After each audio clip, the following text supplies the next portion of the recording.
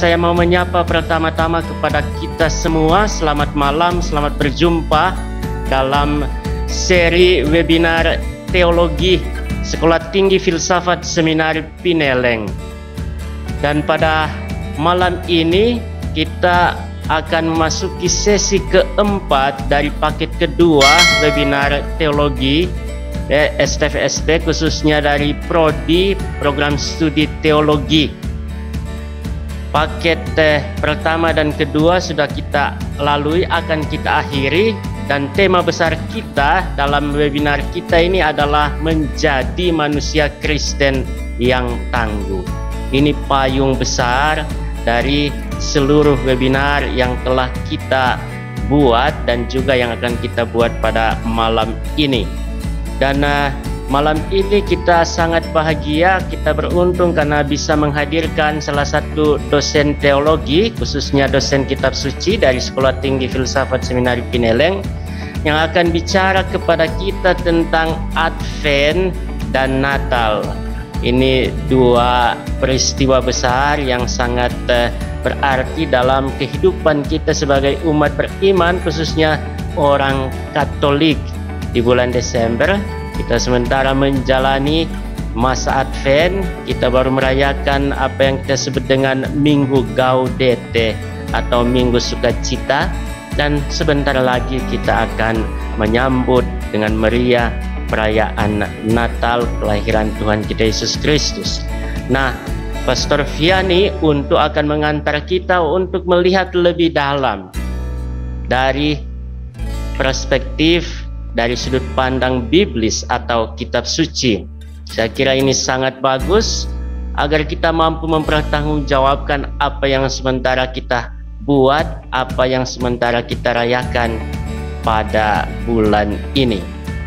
Pastor Gerardus Vianney Untu, SS MTH, MSc, lahir di Lembean tanggal 9 Desember tahun 66. Baru saja merayakan hari ulang tahun yang ke-55. Kemudian mengenyam pendidikan di Seminari Menengah Santo Fransiskus Xaverius Kakaskasen. Setelah lulus, masuk Sekolah Tinggi Filsafat Seminari Pineleng pada tahun 1985 sampai 1995. Dan setelah ditabiskan, melanjutkan studi di bidang teologi, khususnya kitab suci di St. Peter's Pontifical Institute di Bangalore, India tahun 1996 sampai 1999. Tahun 2000 beliau kembali ke Pineleng dan mulai mengajar menjadi dosen kitab suci hingga saat ini. Selain menjadi dosen, Pastor Vianney juga menjadi pembina di Skolastikat MSc Pineleng, juga sekarang sangat aktif memimpin menjadi sebagai direktur Percikan Hati. Ini adalah penerbit dan juga percetakan yang menjadi corong pewartaan kitab suci, khususnya renungan-renungan, doa-doa dan bacaan, serta artikel-artikel yang berhubungan dengan perayaan iman dan kitab suci. Dan saya kira banyak umat Anda yang mengenal apa itu Percikan Hati, khususnya buku renungan, sangat dikenal di kalangan umat, khususnya di Keuskupan Manado. Baik, terima kasih Pastor Vianney atas kesediaan untuk menjadi narasumber kami pada malam ini. Dan saya akan berikan kesempatan kepada Pastor untuk membawakan materi dengan judul Advent dan Natal dari Perspektif Biblis. Kepada Pastor Vianney, sebelumnya saya ingatkan sementara materi berlangsung, karena setelah ini akan ada tanya jawab. Bila ada pertanyaan, silakan disampaikan dalam kolom chatting. Baik, kepada Pastor Vianney Untu, saya berikan kesempatan sepenuhnya untuk membawakan materi yang sudah disiapkan. Silakan Pastor. Baik, selamat malam kepada kita semua. Apa suara saya bisa didengar? Bisa, jelas sekali Pastor, silakan. Baik, selamat malam kepada kita semua peserta webinar Kitab Suci pada malam hari ini. Saya diminta untuk memberikan perspektif biblis tentang masa Advent dan perayaan Natal. Ada dua hal yang kita akan bahas pada malam hari ini, yakni Advent dan Natal. Kita akan memulai dari masa Advent, kemudian sesudahnya kita akan meneruskannya pada perspektif biblis tentang Natal atau perayaan kita bersama. Memang di sana-sini lebih banyak keterangan biblis daripada keterangan yang lebih historis atau lebih liturgis. Tetapi di sana-sini terutama pada keterangan tentang Advent lebih banyak perspektif liturgis daripada biblis. Tetapi pada masa Natal atau perayaan Natal kita akan membahas full, sempurna pembahasan biblis dan tidak ada pembahasan liturgis atau pembahasan historis. Sejauh itu nanti ditanyakan, tentu saya akan menerangkan, tetapi dalam uraian ini memang tidak ditambahkan dimensi-dimensi itu. Karena memang fokus kita adalah biblis, kecuali mungkin masa Advent karena lebih banyak liturgis, sejarah daripada biblis, karena begitu banyak teks kitab suci yang ada di sana dengan fokus pada 3 orang utama. Barangkali arah utama saja yang diberikan tentang keterangan kitab suci, walaupun tidak banyak. Yang akan full kitab suci kita akan mengurai pada keterangan biblis tentang Natal. Kita akan menggunakan 45 menit ke depan untuk berbicara tentang 2 tema ini.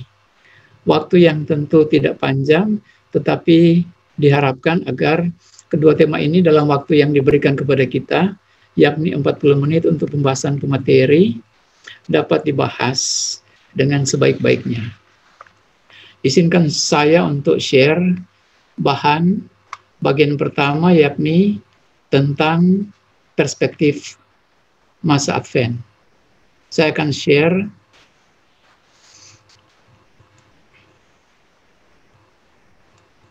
baik. Di sini kita melihat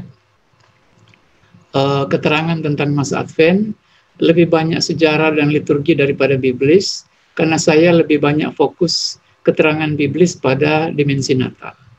Mengingat waktu kita yang sempit, tentu tidak semua bisa dibahas. Kita akan berfokus pada Natal, Advent juga tentu, tetapi kita akan lebih berfokus pada masa Natal. Saya akan memberikan pada tempat yang pertama keterangan tentang masa Advent. Saya akan membuat full screen supaya barangkali kita bisa melihat dengan lebih jelas, ya. Baik, kita akan memulai masa Advent ini. Kita memulai dengan pengertian masa Advent dari bahasa Latin Adventus atau bahasa Yunaninya parousia, yang berarti kedatangan. Di sini Advent kita lihat sebagai masa persiapan untuk menyongsong hari raya Natal sebagai masa penantian eskatologis. Kita mengetahui tentu masa Advent dibagi dalam 2 periode. Periode pertama adalah minggu pertama Advent sampai tanggal 16 Desember. Itu adalah periode yang menekankan pada penantian eskatologis, kedatangan Yesus yang kedua kali. Itu pada paruhan pertama, kedatangan Yesus pada akhir zaman yang menempati paruhan pertama daripada masa Advent. Sedangkan pada paruhan kedua, tanggal 17 Desember sampai dengan tanggal 24 Desember, periode ini tentu diarahkan, karena semakin dekat pada tanggal 25 Desember, diarahkan pada persiapan menyongsong Natal, yakni kedatangan Yesus yang pertama kali sebagai pemenuhan pengharapan misianik perjanjian lama. Karena kita tahu bahwa kedatangan Yesus itu adalah pemenuhan daripada apa yang ditunggu-tunggu, yang diharapkan oleh orang-orang Israel pada masa perjanjian lama, yang hidupnya terkungkung pada tirani raja-raja yang tidak memenuhi standar pengembalaan sebagaimana yang dikehendaki oleh Yahweh. Dan kedatangan Yesus tentu diharapkan akan memenuhi harapan orang-orang Israel pada zaman dahulu bahwa akan datang seorang yang menjadi gembala sejati.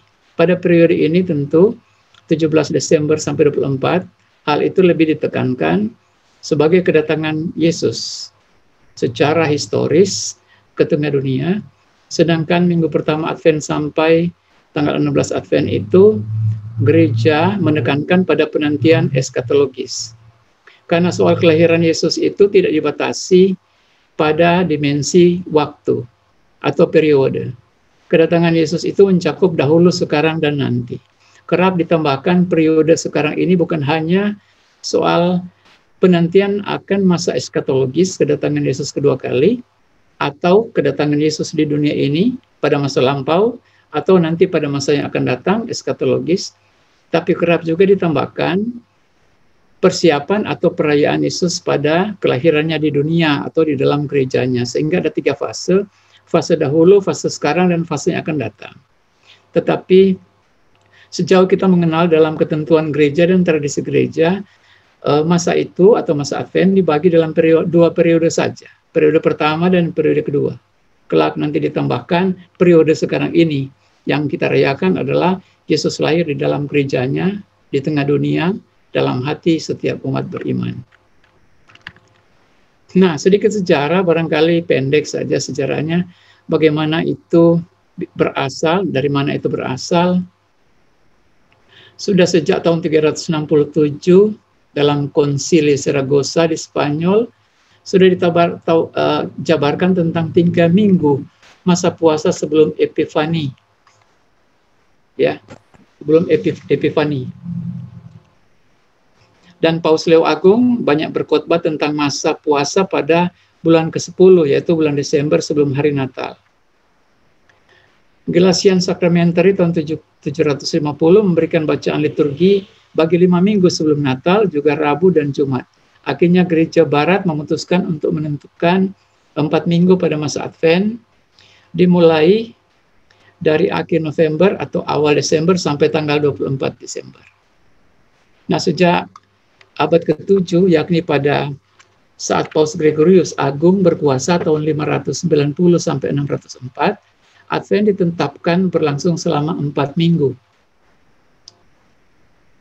Dan diisi dengan puasa. Sekitar abad ke-9, gereja menetapkan minggu Advent pertama sebagai awal tahun liturgi gereja atau penanggalan liturgi gereja.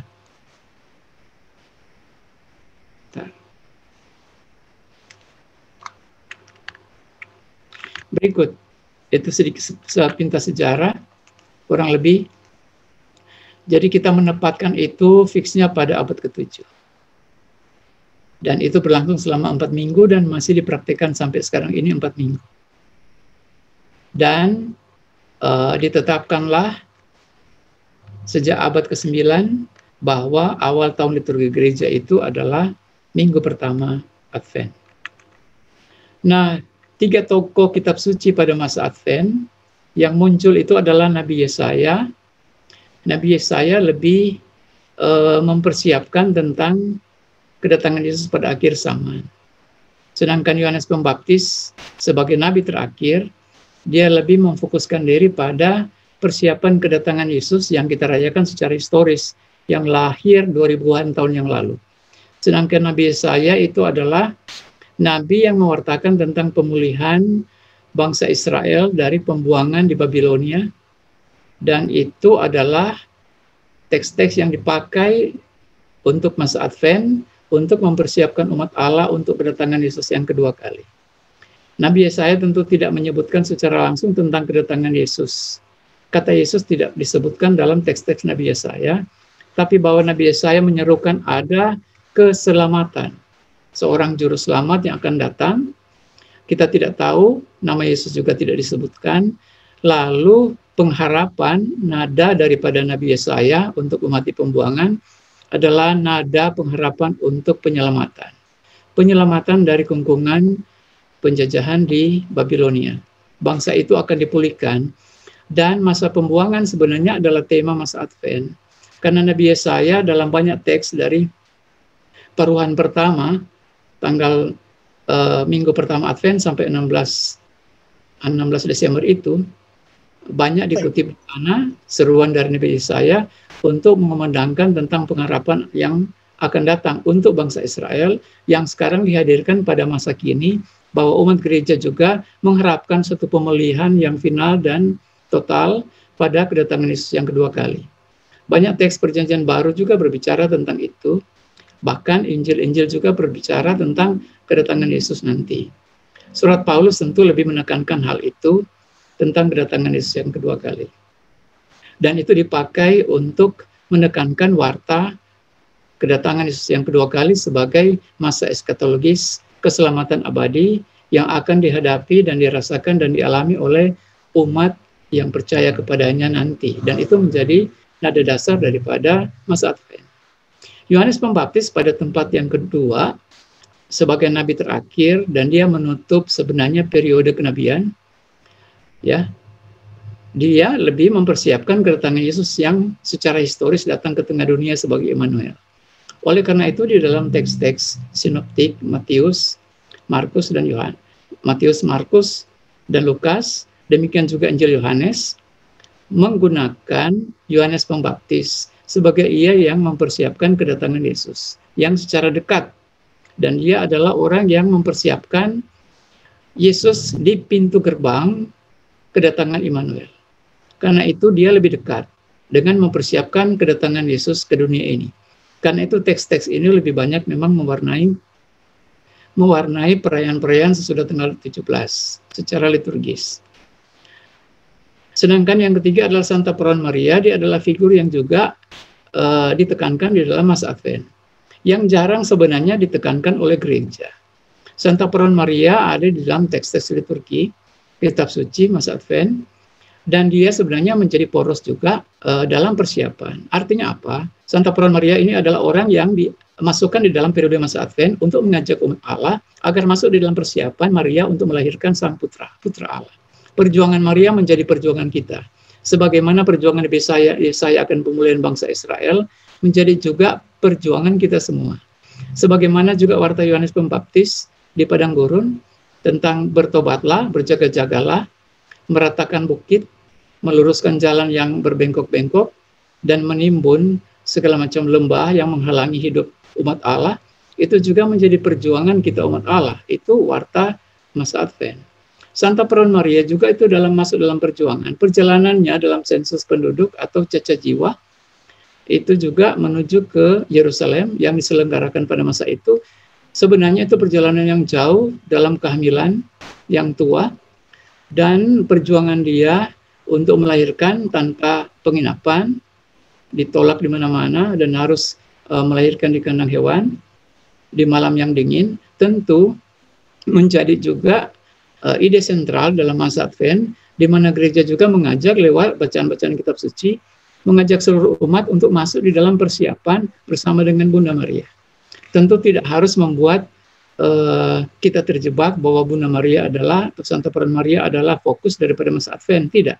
Tetapi bahwa Santa Maria adalah figur juga utama, di samping Nabi Yesaya yang eskatologis dan Yohanes Pembaptis lebih historis, Santa Maria lebih teologis, masuk di dalam kemuliaan Allah.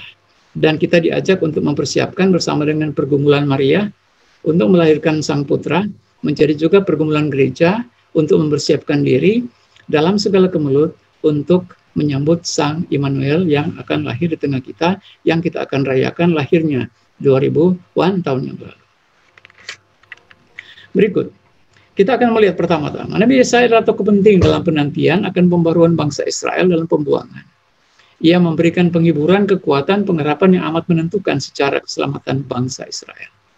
Karena itu bagian-bagian penting dalam kitab Nabi Yesaya ditampilkan sebagai bacaan liturgi masa Advent untuk memberikan pengharapan bagi gereja dan dunia akan keselamatan yang dijanjikan Allah, keselamatan yang kekal dalam Allah dan putranya Yesus Kristus. Nabi Yesaya adalah tokoh penting karena tadi yang saya katakan pembaruan bangsa Israel dari pembuangan. Dan itu masuk di dalam bacaan-bacaan liturgi gereja untuk menekankan pengharapan bagi gereja akan keselamatan yang dijanjikan oleh Allah. Dan itu adalah keselamatan kekal dalam dimensi eskatologis atau parousia. Berikut, Yohanes Pembaptis. Yohanes Pembaptis menutup masa periode kenabian. Itulah sebabnya ia disebut sebagai nabi terakhir. Periode para nabi, kita lihat, akan ditutup di gerbang terakhir oleh Yohanes Pembaptis. Dan Yohanes Pembaptis menampilkan suasana penantian akan Mesias yang sudah berada di gerbang kedatangannya. Dalam diri Yohanes Pembaptis, penantian umat Allah perjanjian lama telah mencapai akhir pemenuhannya. Yohanes mempersiapkan jalan bagi Tuhan, memperkenalkan keselamatan lewat pertobatan dan menunjuk dengan nyata kehadiran Yesus yang sudah ada di tengah-tengah manusia. Dan itu adalah peran Yohanes Pembaptis. Berikut, Santa peran Maria. Dalam masa Advent, Maria adalah tokoh penting yang ditampilkan sebagai pribadi yang juga termasuk dalam karya penebusan. Maria tentu bukanlah orang luaran yang turut hadir dalam rencana keselamatan, tetapi ia sendiri masuk dalam misteri keselamatan itu sendiri. Nah, fokus penting Bunda Maria pada masa Advent tidak serta-merta menjadikan masa Advent ini sebagai bulan Maria. Karena masa ini berfokus pada misteri kedatangan Tuhan, di mana Bunda Maria termasuk di dalamnya. Nah, pada masa Advent kita mengetahui ada perayaan penting, yaitu tanggal 8 Desember, Hari Raya Maria dikandung tanpa noda dosa. Dan itu merupakan bagian dari misteri keselamatan ini. Karena Maria dikandung tanpa noda dosa itu adalah peristiwa yang dirayakan oleh gereja, dan itu amat berkaitan tentang kelahiran Yesus. Karena Maria dikandung tanpa noda menunjukkan pada Yesus yang tanpa dosa, kudus adanya. Nah, karena itu sebenarnya pada penekanan gereja terhadap Maria pada masa Advent, kita akan melihat bahwa ada dimensi-dimensi khusus yang akan melekat, akan kita terangkan nanti tentang Bunda Maria pada masa Advent ini. Warna liturgi dan ornamen gereja, warna yang ditetapkan gereja secara tradisional sampai sekarang ini masa Advent adalah warna ungu sebagai tanda pertobatan. Nah, aturan tentang penggunaan warna-warna dalam liturgi,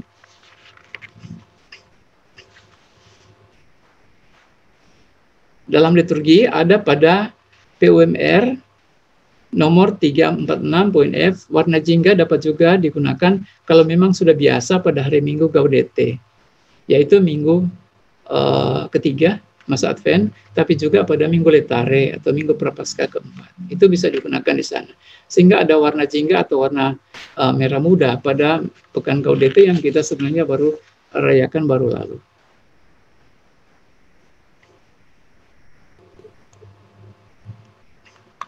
Baik, kita lanjut lagi. Dalam masa Advent, kita mengenal lingkaran Advent, atau juga disebut Corona Advent, atau yang disebut juga Advent Wreath dalam bahasa Inggris. Nah, lingkaran Advent yang kita pakai, sebenarnya juga dipakai di Roma-Roma, tidak harus di gereja. Sekarang ini dalam gereja Katolik, dipakai di gereja secara liturgis, dahulu secara tradisional, itu juga dipakai di dalam rumah. Lingkaran Advent atau Corona Advent dipakai untuk menampilkan Allah yang hadir di tengah umatnya secara abadi, Alfa dan Omega, secara kekal. Karena bentuknya bundar. Mengapa bundar? Yaitu bola dunia, kurang lebih keselamatan universal dan abadi. Itu yang disebut dengan lingkaran. Tanaman segar yang ada di sana kerap dipakai cemara, melambangkan Kristus yang datang dan memberi hidup baru kepada manusia.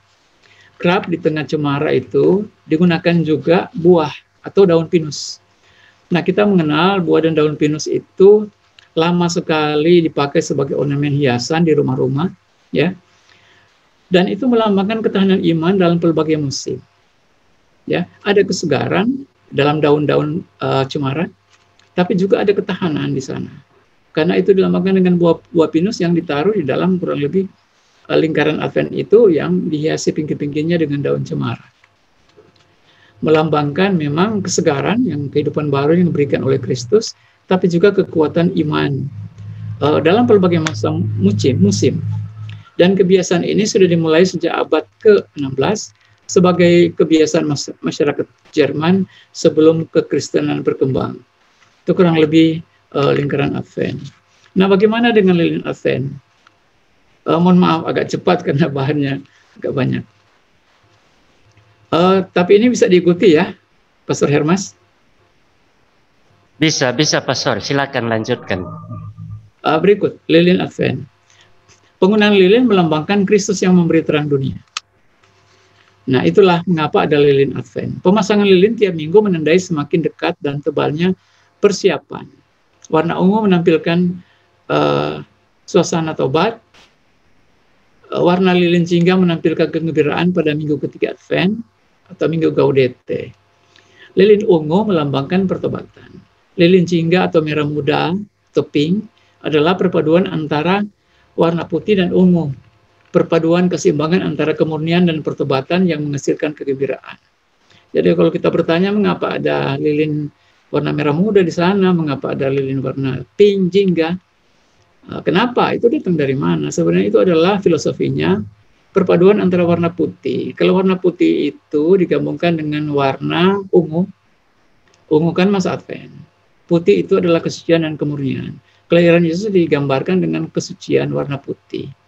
Persiapan masa Advent dan kelahiran Yesus adalah perpaduan antara dua unsur dilambangkan dengan warna Advent, warna ungu, dan warna kegembiraan kelahiran warna putih. Maka kalau putih dan ungu itu digabungkan jadi satu, dipadukan dan dicampur, kita akan mendapatkan pink, jingga, atau merah muda. Itulah mengapa kita dapatkan jingga. Pekan Gaudete, minggu ketiga itu dengan lilin jingga, karena itu sukacita kegembiraan. Kegembiraan macam apa yang dirayakan pada pekan atau minggu Gaudete? Gaudete, minggu ketiga. Gaudere bergembira, Gaudete bergembiralah. Gaudeo saya bergembira.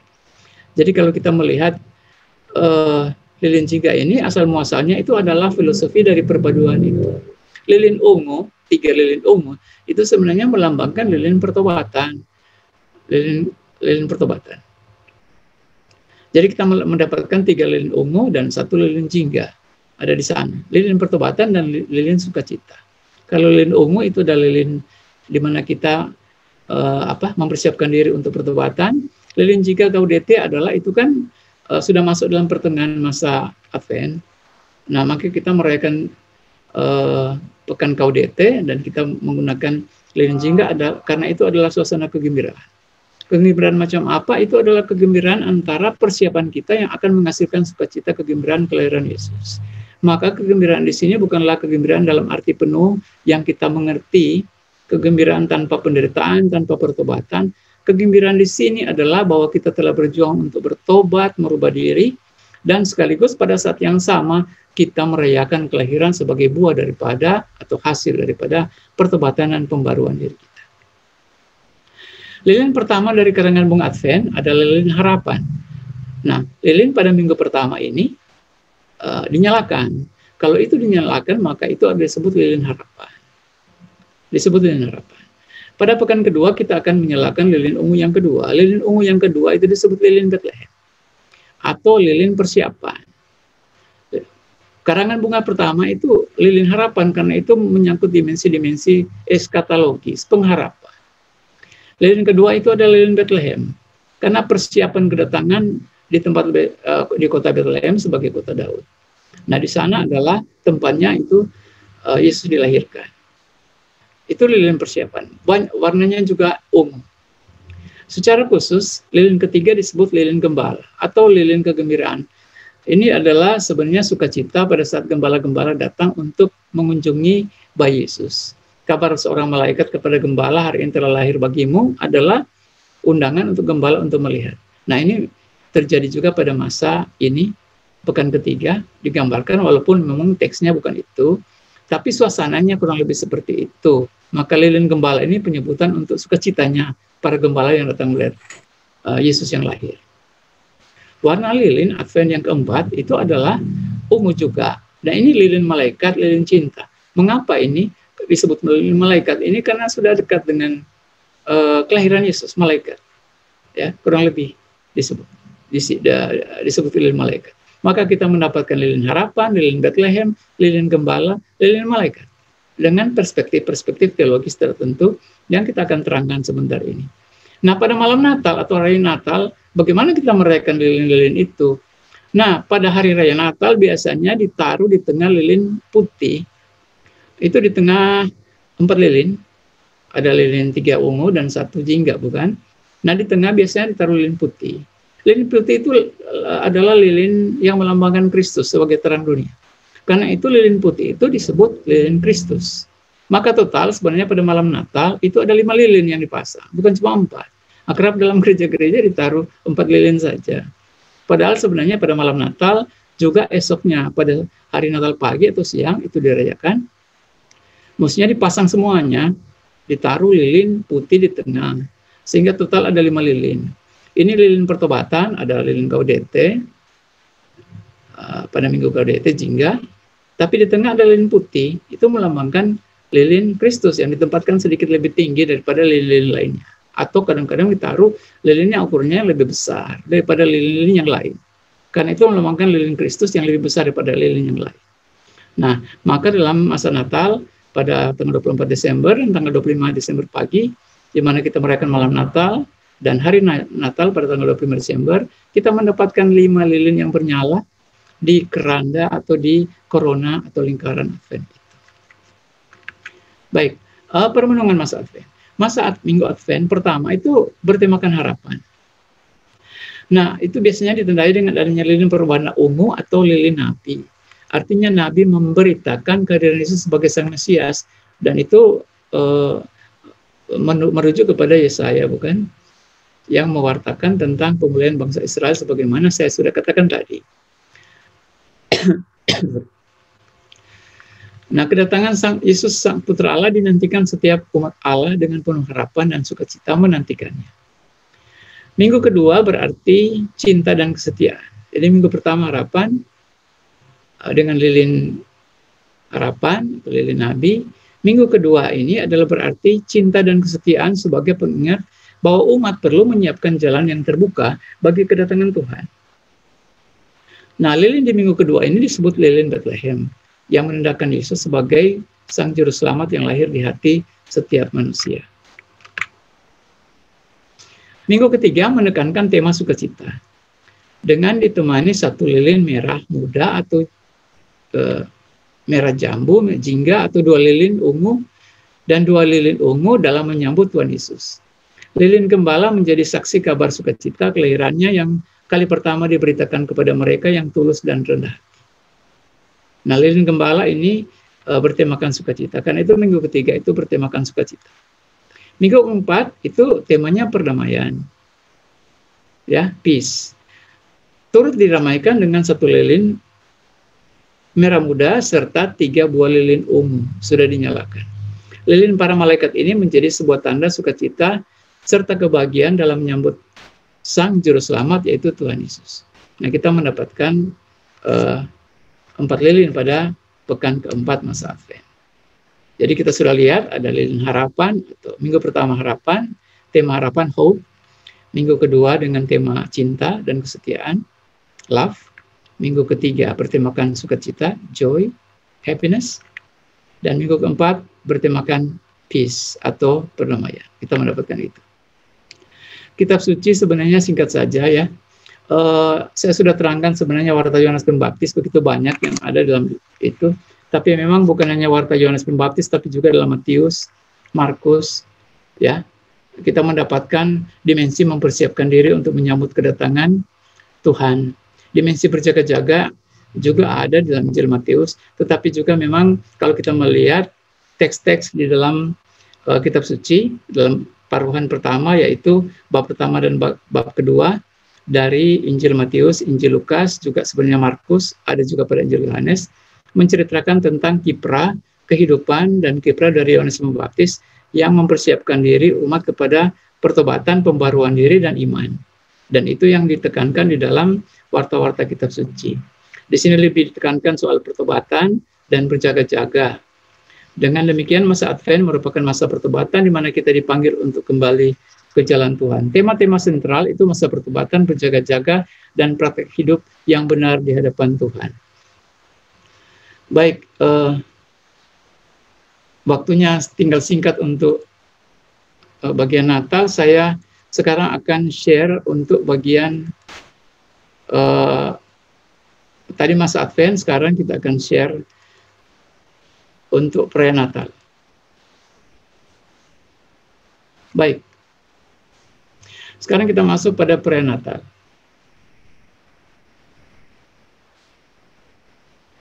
Dari perspektif biblis. Ini barangkali lebih banyak biblisnya daripada teologis dan liturgis sebagaimana pada masa Advent.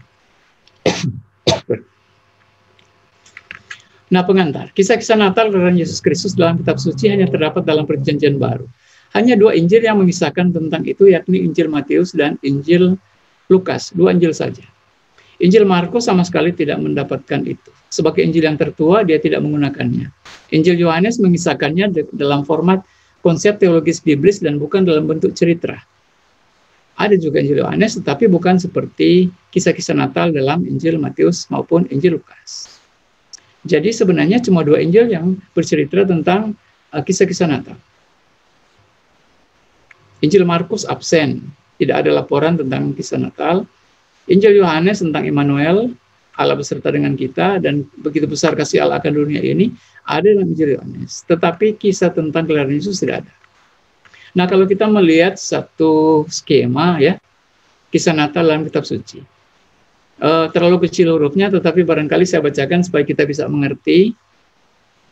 Nah, ada di sini pada kolom pertama Injil Matius, ada kisah-kisah pada Injil Matius, ada juga kisah-kisah yang dicatat oleh Injil Lukas, ada juga kisah-kisah, ada juga satu pelaporan lebih konseptual, teologis yang dilaporkan oleh Yohanes. Saya cuma mengikut sertakan Injil Yohanes dengan sengaja di sini untuk memberikan satu reminder bahwa kita juga memang berfokus pada kelahiran Yesus sebagaimana ada juga pada Yohanes. Cuma kisah-kisah kelahiran Yesus dan seputar itu ada pada Matius dan Lukas secara lengkap. Injil Yohanes tidak ada kisah, tetapi yang mau ditekankan di situ bahwa Injil Yohanes pada prolog, ya, itu juga berbicara pada dasarnya tentang sejarah dari mana Yesus berasal. Dari sabda, firman telah menjadi manusia itu dari logos, dari sabda Allah. Sebenarnya itu di sana kurang lebih mau ditekankan asal muasal daripada kelahiran Yesus. Kalau dalam Injil Matius sebenarnya ditaruh tentang silsilah kehidupan Yesus atau asal muasal Yesus, ya, Injil Yohanes lebih jauh daripada itu, firman Allah. Karena firman telah menjadi manusia. Kalau dalam Injil Matius itu hanya berpusat pada Abraham, anak Daud, ya. Kemudian Injil Markus sama sekali tidak ada, langsung Yohanes Pembaptis kelahiran Yesus. Injil Lukas berbicara tentang soal kelahiran Yesus. Injil Matius lebih jauh lagi ke belakang, silsilah. Injil Yohanes lebih jauh lagi ke belakang dari sejarah asali, berasal daripada Allah, dari firman Allah, logos. Itu asal muasal Yesus. Jadi kita tidak bisa mendiskreditkan Injil Yohanes dalam catatan kita tentang kisah-kisah Natal. Ada di sana. Dalam ulasan-ulasan lebih banyak dilaporkan tentang Injil Matius dan Lukas. Tapi saya sengaja memasukkan di sini ada Injil Yohanes juga yang perlu diperhitungkan, karena sebenarnya dalam kisah-kisah Natal, Yohanes mempunyai andil yang amat penting untuk menyatakan sebenarnya dari mana Yesus berasal. Bukan hanya soal seperti Matius mengatakan berasal dari keturunan Raja Daud, dari dinasti Raja Daud, atau dari Abraham sebagai bapa bangsa, tetapi juga dari Allah. Yohanes memberikan andil yang amat besar tentang asal muasal Yesus. Karena itu di sini sengaja saya masukkan sebagai satu bagian daripada narasi konseptual biblis dibandingkan dengan cerita atau kisah dalam Injil Matius dan Lukas tentang kelahiran Yesus. Kita melihat perbedaan antar Injil. Tradisi atau naskah tertua dari Injil bersumber berisi tentang laporan asli tentang kehidupan Yesus dari Galilea sampai Yerusalem. Naskah asli sebenarnya berbicara tentang naskah-naskah purba yang disebut sabda-sabda Yesus. Quelle. Sebenarnya itu naskah-naskah asli itu memang berisi tentang aktivitas Yesus, hidup, karya, dan pelayanan Yesus, dari mana Injil-Injil juga memang berasal. Injil Lukas tentu akan mengutip Injil Lukas tentu akan mengutip Matius dan Injil Markus di berbagai tempat. Tapi mereka masing-masing juga ada sumber-sumber tersendiri untuk setiap Injilnya. Yohanes tentu amat sangat berbeda dengan teologinya. Kalau ini dikatakan bahwa naskah-naskah awal itu dari sabda-sabda Yesus, itulah yang menjadi fokus dan sumber daripada Injil-Injil. Nah, karena itu tak mengherankan kalau Injil Markus dan Yohanes tidak memiliki report atau catatan tentang kisah kelahiran Yesus. Bukan karena mereka sebenarnya tidak mendapatkan data, barangkali mereka juga mendapatkan data atau sumber. Tapi dalam tradisi Markus, mungkin tradisi tertua dia berfokus lebih pada memang kehidupan dan karya Yesus dan tidak berpusing diri soal dari mana Yesus berada. Yohanes pun tidak berpusing diri tentang kisah-kisah Natal itu, karena teologi kisah Natal itu tidak akan membantu teologi Yohanes. Markus juga tidak akan membantu karena mungkin dasarnya bahan-bahan asali pada Markus sebagai Injil yang tertua memang ada di sana. Karena itu Injil Matius yang kemudian ditulis sesudah Injil Markus, apalagi Lukas yang lebih kemudian lagi, setelah penghancuran Yerusalem tahun 70-an 80-an, ya, tentu sudah kemudian mendapatkan juga sumber-sumber tentang itu dan mendapatkan waktu yang lebih lama untuk permenungan tentang kelahiran Yesus. Apalagi mengingat kebutuhan umat tentang dari mana atau asal muasal Yesus berasal. Nah, kalau kita lihat khotbah Petrus di rumah Kornelius pada Kisah 10 ayat 37, itu hanya berbicara tentang Yesus dari Galilea. Pada saat itu Petrus berkhotbah. Nyata pada saat itu Petrus sudah mengetahui tradisi awal tidak ada tentang kelahiran Yesus. Dia hanya berbicara kepada Kornelius, seisi rumah Kornelius, kamu tahu katanya tentang segala sesuatu yang terjadi di seluruh Yudea, mulai dari Galilea, sesudah pembaptisan yang diberitakan oleh Yohanes. Itu dalam bandingkan juga Kisah Para Rasul bab 1 ayat 2. Ya, di dalam Kisah Para Rasul ditekankan di sana. Nah, Kisah Para Rasul kan itu tradisi yang sesudah atau pasca kematian Yesus. Ada juga di sana. Nah, Petrus berkhotbah bahwa sebenarnya pewartaan itu mulai dari Galilea, sesudah Yohanes Pembaptis. Sehingga tradisi awal memang adalah sabda-sabda Yesus atau karya atau kiprah Yesus, hidup karya pelayanan Yesus, mulai dari Galilea sampai di Yerusalem. Itu sebenarnya naskah-naskah awal. Nanti pada refleksi-refleksi kemudian oleh Matius dan Injil Lukas, narasi-narasi tentang kelahiran Yesus mulai ditampilkan. Mengingat yang tadi saya sebutkan kebutuhan di sana-sini. Injil Yohanes juga di sana-sini ada penambahan-penambahan tertentu. Misalnya Injil Yohanes bab 21 ada penambahan tertentu. Itu kan penambahan kemudian setelah merefleksikan, oh ada kebutuhan umat tentang beberapa topik yang dipertanyakan umat dan perlu diterangkan dalam Injil sebagai penjelasan Injil Yohanes. Surat Rasul Paulus kepada jemaat di Roma bab 16 juga sebenarnya berbicara tentang hal yang sama. Dia adalah tambahan, di mana perlu diredaksikan kembali, diredaksikan kembali sebagai tambahan. Demikian juga Injil Matius dan Lukas sebagai refleksi kemudian menambahkan narasi-narasi tentang kelahiran Yesus.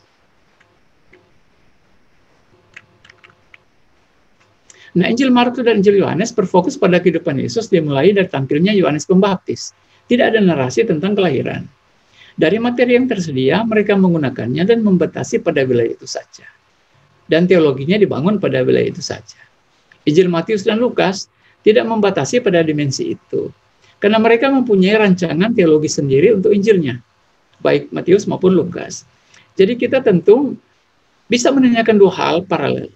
Mengapa Matius dan Lukas menggunakan narasi-narasi tentang kelahiran Yesus? Mengapa mereka menggunakan?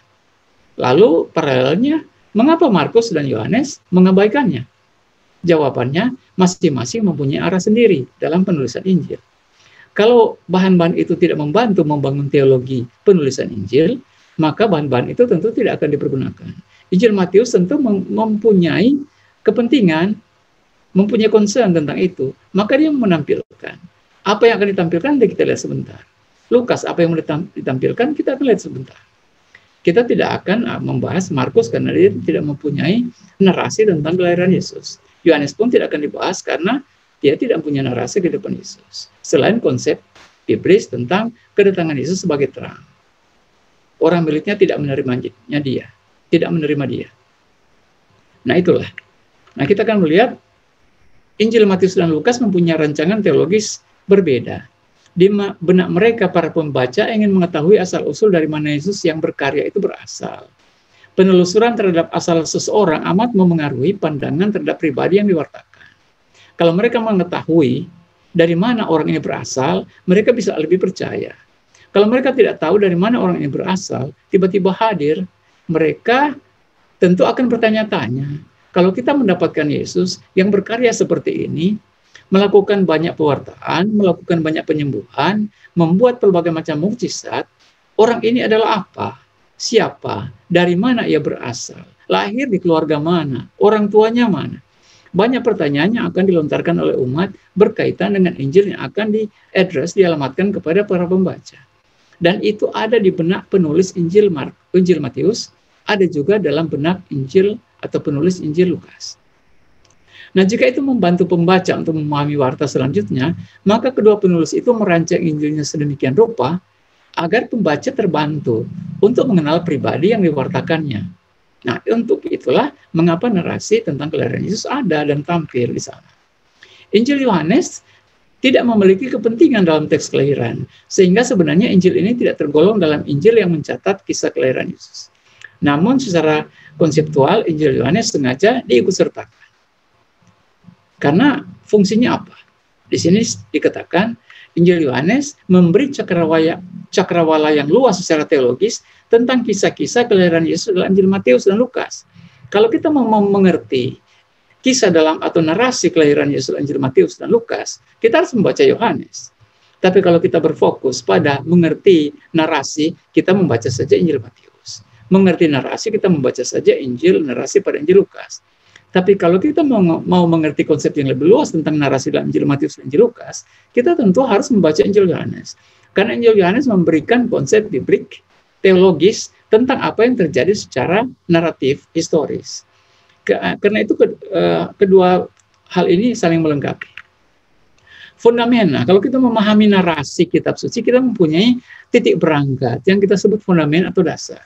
Kalau kita mengerti tentang fundament ini, lalu kita akan mengerti tentang narasi mengapa itu diceritakan. Nah, kita akan bertanya tentang mengapa ini terjadi, mengapa ada bintang, mengapa di Palungan, mengapa di Bethlehem, mengapa kota Daud, mengapa ada silsilah, mengapa ada orang Majus. Kita semua akan bertanya-tanya, ini kapan yang terjadi, bagaimana itu terjadi, proses terjadi, berbagai macam pertanyaan historis yang tidak pada tempatnya kita akan lontarkan untuk memuaskan keinginan tahuan kita, kuriositas kita untuk mengerti narasi dalam kisah-kisah kelahiran. Karena itu diberikan tentang basis atau fundament. Kalau kita mau membaca narasi-narasi Natal dalam kitab suci, kita harus mempunyai fundament pemikiran atau kerangka pemikiran supaya kita boleh masuk dalam pintu itu untuk mengerti dengan baik. Nah, dalam menulis kisah kelahiran Yesus, kedua penginjil, yaitu Injil Matius dan Injil Lukas, menggunakan metode refleksi perjanjian lama. Nah, metode refleksi perjanjian lama dan penyajiannya menceritakan kembali dalam konteks tertentu agar relevan. Nah, ini adalah metode penulisan. Itu adalah refleksi kisah-kisah perjanjian lama yang ditampilkan secara baru dalam konteks sekarang. Jadi kita menggunakan cerita-cerita untuk menampilkan kisah sekarang. Nah, itu adalah metode yang kita kenal dengan sastra Midras. Sastra Midras itu berkembang dalam dunia Keyahudian pada abad ke-6 sebelum Masehi. Nah, ini kurang lebih. Nah, sastra Midras kurang lebih mirip, walaupun tidak sama kalau kita melihat misalnya Pentaukh, kitab Kejadian tentang kejadian dengan asal-usul para bapak bangsa. Itu kalau kita memandang secara historis, kita tidak bisa memahami itu secara benar. Karena itu adalah penggunaan kisah-kisah sekitar di dunia Semitik untuk dipakai sebagai bahan-bahan untuk unsur-unsur penceritaan. Tapi kalau kita bertanya dari segi ilmu pengetahuan, kita tidak akan menemukan jawaban di sana. Karena kitab suci berbicara bukan dimensi historis, kitab suci bukan berbicara tentang ilmu pengetahuan, kitab suci itu berbicara dari perspektif iman. Nah, kita harus mengerti kalau dalam ilmu pengetahuan kita mempunyai objek material dan objek formal. Objek material itu adalah pokok pembahasan. Apa yang kita mau bahas? Objek material. Objek formal itu adalah sisi, point of view, sudut pandang dari mana kita mau membahas. Maka kalau kita membahas tema tertentu itu adalah objek material. Kita akan membahas dari segi filsafat, kita membahas dari segi teologi, kita membahas dari segi psikologi, itu adalah objek formal. Nah, kitab suci adalah salah satu objek formal yang mau membahas tentang Allah. Filsafat juga bisa membahas tentang Allah dari segi filsafat. Psikologi bisa membahas itu. Sains, ilmu pengetahuan bisa membahas tentang eksistensi Allah dari objek formal mereka. Nah, saya mau mengatakan di sini tentang perspektif untuk memahami kisah narasi. Nah, sorry, ada keributan. Nah, saya mau menerangkan ini. Kalau kita membahas teks-teks ini, maka kita akan melihat bahwa narasi-narasi Natal itu sebenarnya diambil dari Perjanjian Lama untuk menerangkan tentang narasi Perjanjian Baru. Maka kita memberikan kerangka. Kalau kita memahami teks itu, kita tidak bisa mendekati secara historis, sejarah, tidak bisa, karena itu bukan laporan kronologi, bukan laporan historis. Ini adalah laporan iman. Penulis mau menampilkan imannya tentang asal muasal Yesus, tentang kelahiran Yesus. Cara untuk menerapkannya, cara untuk menceritakannya adalah cara midras, sastra midras. Dia menggunakan Perjanjian Lama, segala macam yang terjadi dalam Perjanjian Lama dipakai untuk menerangkan tentang kelahiran Yesus itu. Nah, sastra midras menggunakan cerita lama untuk membentuk cerita secara bebas. Contoh, sastra midras ada pada gulungan Laut Mati dalam komunitas Qumran yang dibubuhi keterangan agar relevan pada masa abad kedua sebelum Masehi. Maka sebenarnya hukum Musa dan nabi-nabi di komunitas Qumran sudah agak berbeda dari aslinya karena sudah ditambah sini sana, di sini dan sana, sehingga teks-teks pada komunitas Qumran itu dalam sastra midras sudah agak berubah karena banyak sekali keterangan untuk ditambah-tambahkan. Nah, kalau kita lihat sekarang kebijaksanaan Salomo bab 19. Nah, itu menceritakan tentang kisah penyeberangan orang Bani Israel, Ibrani dari Mesir keluar. Nah, itu diceritakan secara historis seperti itu, secara historis kelihatannya seperti itu historis walaupun itu adalah kisah iman. Tapi kebijaksanaan Salomo menceritakan tentang penyeberangan Laut Merah itu dalam bentuk puisi, sastra kebijaksanaan. Jadi kalau kita membaca contoh, kalau kita ambil kitab suci dan kita membaca kebijaksanaan Salomo bab 19, coba kita baca bagaimana penyeberangan Laut Merah itu diterangkan secara puisi. Puitis sekali sehingga hampir tidak sama dengan kitab Keluaran yang menceritakan tentang penyeberangan Laut Merah, pembebasan dari Mesir untuk orang-orang Ibrani. Beda sekali, karena memang dilukisan secara puitis, sastra. Maka, pendekatan sastra berbeda dengan historis. Nah, kalau kita melihat laporan tentang penyeberangan Laut Merah dari kebijaksanaan Salomo dan laporan tentang penyeberangan Laut Merah dalam kitab Keluaran, beda sekali. Kitab Keluaran menceritakan narasi, sedangkan kebijaksanaan Salomo menceritakan dimensi literer, yaitu sastrawi. Nah, itulah. Laporannya sungguh-sungguh berbeda, begitu abstrak, tidak ada detail-detail menyeberang Laut Merah, Musa memukul air, dan laut terbelah menjadi dua, tidak ada di sana. Cuma pelukisan-pelukisan puitis yang ada di sana. Itu sebenarnya sastra midrash. Dan sastra midrash ini dikenakan pada kisah-kisah narasi kisah-kisah di dalam Injil Matius dan Injil Lukas. Kurang lebih begitu kita melihat. Maka agak lucu kita melihat, oh ternyata dasar-dasar atau kisah-kisah di dalam narasi kelahiran Yesus berasal dari Perjanjian Lama. Nah, kita akan bertanya kenapa demikian. Mari kita lihat satu persatu. Nah, kisah-kisah Natal menggunakan sastra midras. Penulis Matius dan Lukas menggunakan Perjanjian Lama untuk menceritakan tentang kelahiran Yesus. Jelaslah penginjil mau mengajak pembaca untuk mengenal kelahiran Yesus dalam bingkai Perjanjian Lama. Bingkai Perjanjian Lama, kalau kita melihat satu foto, kita mendapatkan bingkai foto. Itu adalah Perjanjian Lama. Di dalam itu dipasang potret kelahiran Yesus, bingkai Perjanjian Baru. Tapi isinya Perjanjian Baru, tapi bingkainya Perjanjian Lama.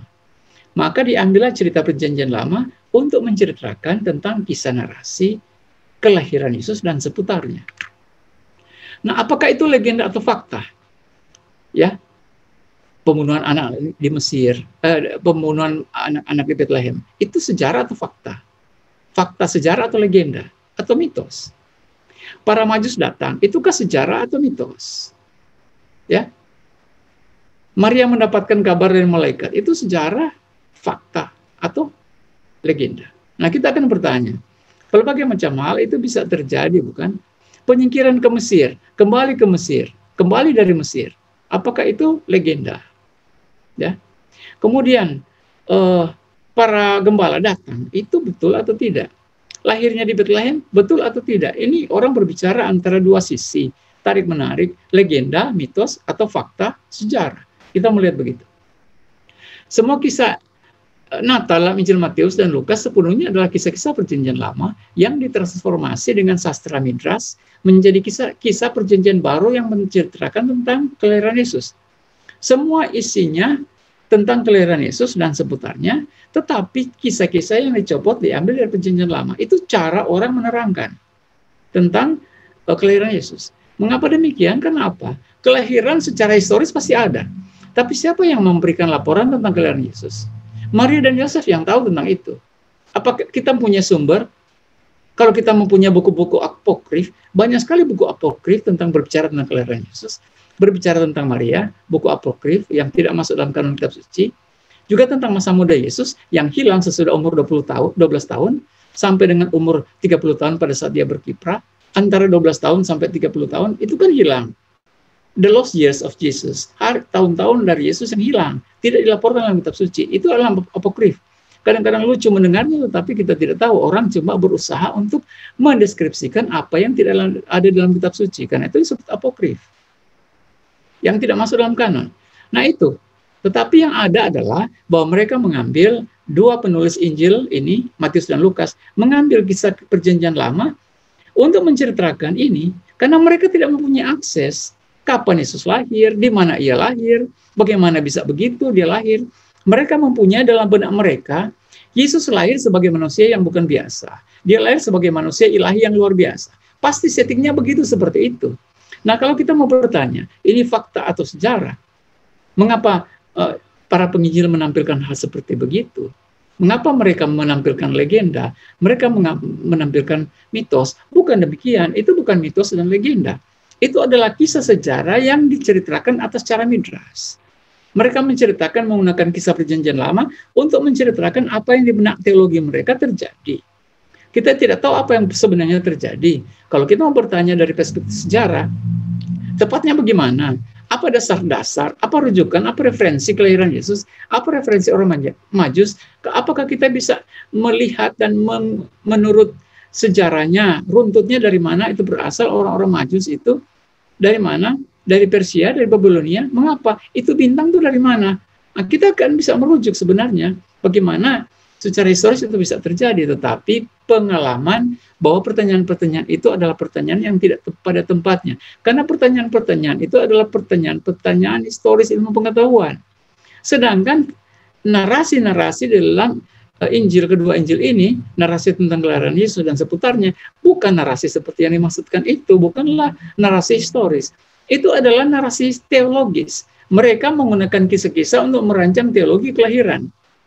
Tidak ada data, tidak ada fakta, tidak ada bukti. Mereka mau merancang, bukan menipu, bukan membuat dongeng, tapi itu benar-benar terjadi dan itu dilukiskan atas cara midrash. Nah, mereka menulis berbeda dengan kita menulis pada zaman ini.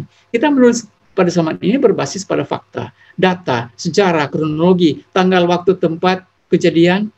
Itu zaman sekarang. Zaman dulu tidak ada model seperti begitu. Ya, pada zaman dulu adalah orang menulis atas cara yang lebih sedemikian itu midrash, menggunakan teks-teks yang sudah ada. Perjanjian Lama itu menjadi rujukan. Kalau sekarang kita mempunyai buku referensi, daftar kepustakaan. Penulis Injil Markus, penulis Injil Matius dan Injil Lukas, mereka punya referensi apa?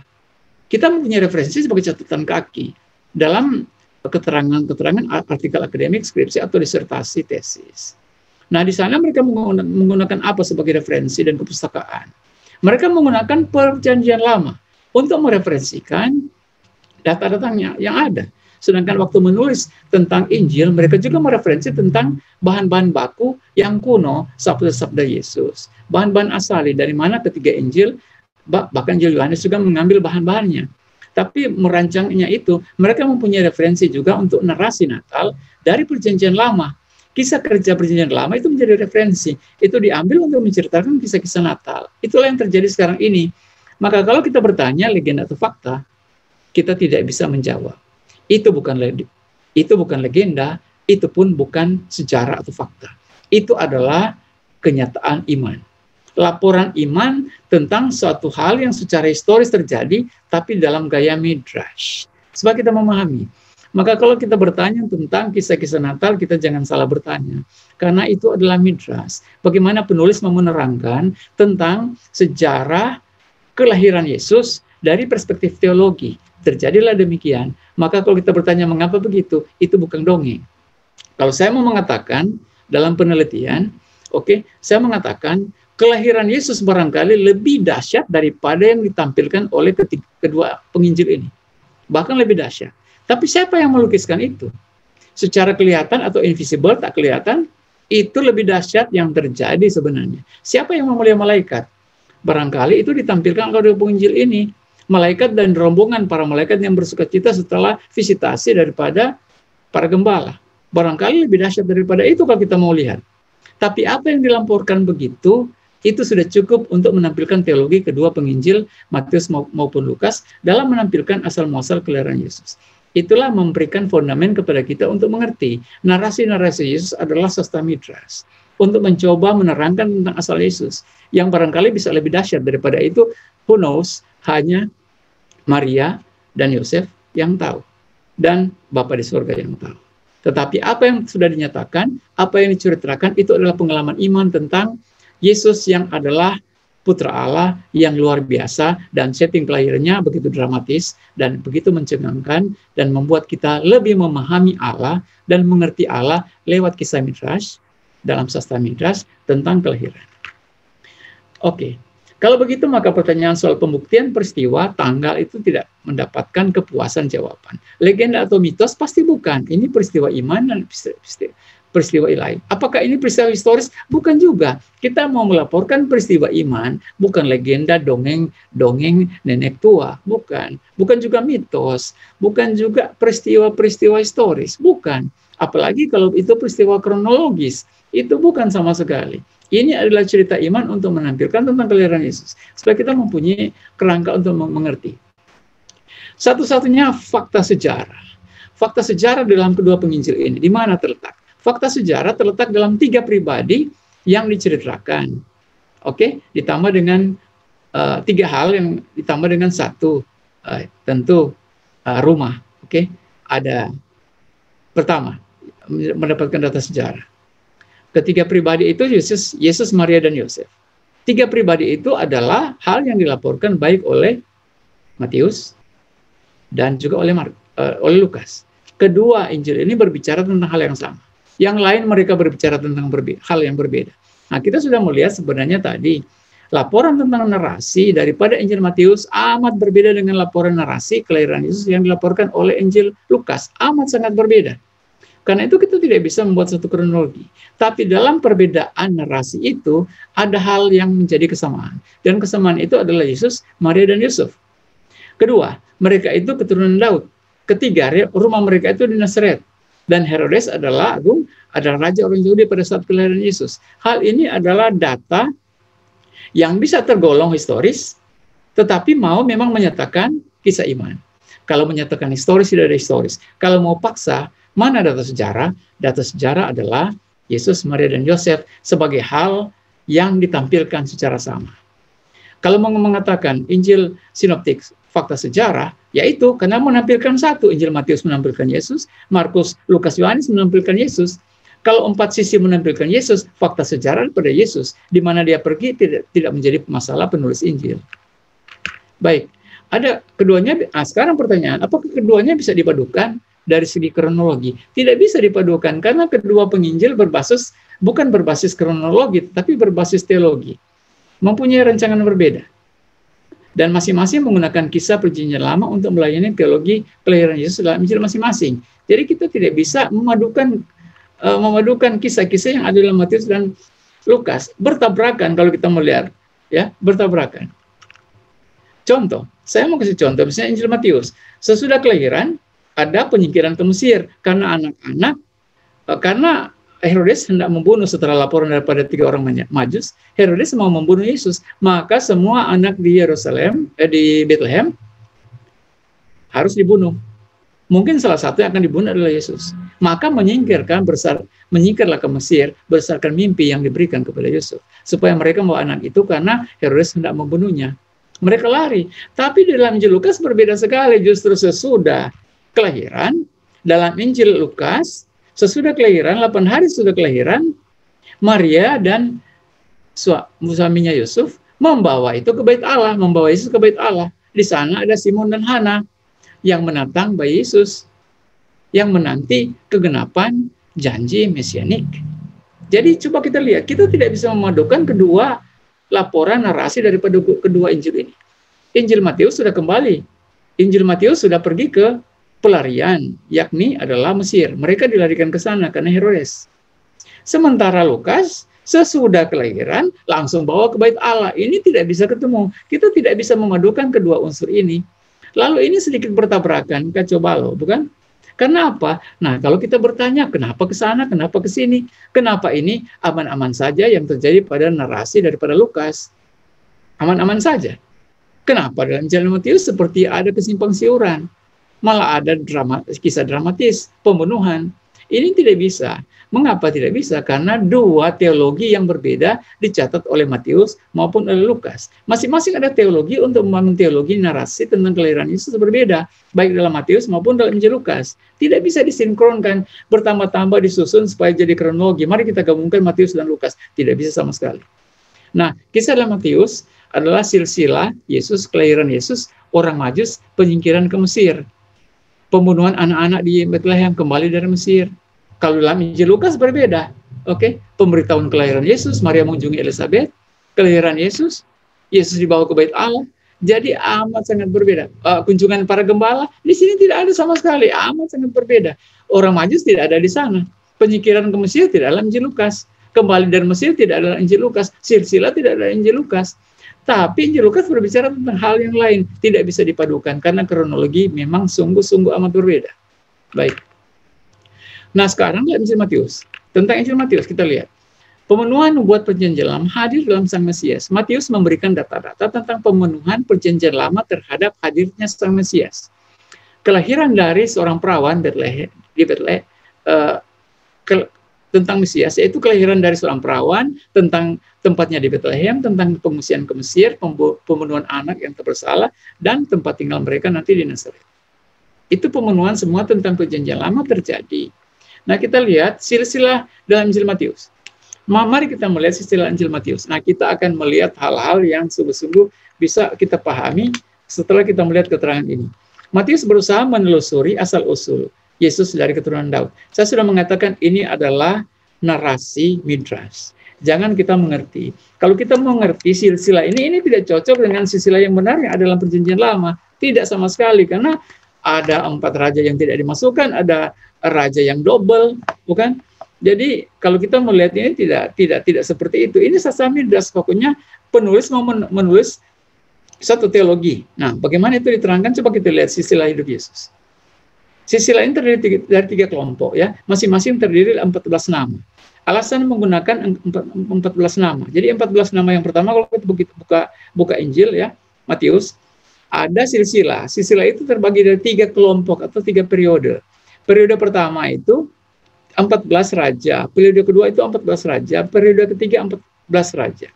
Nah, alasan menggunakan 14 mungkin adalah gematria, atau dalam tradisi sekarang disebut gematria. Gematria itu adalah sistem Yahudi untuk menghitung angka dari jumlah angka satu frase atau satu kata. Nah, bahasa Latin juga kan begitu, E50.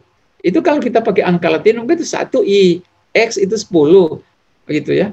Kalau nama dari X yang pakai X berarti hitung saja jadi 10. Nah, dalam Ibrani nama Daud itu adalah DVD, Daud, ya, 3 kata. Nah, DVD ini kalau dijumlahkan dalam angka Ibrani Daud berjumlah 14. Nah, 14 itu adalah kata hasil penghitungan daripada nama Daud. 14 itu. Daud itu gematria namanya. Maka kalau ada 3 huruf, maka ada 3 kelompok nama daftar dari Daud ke Yesus. Ada 3 kelompok, masing-masing ada 14 nama.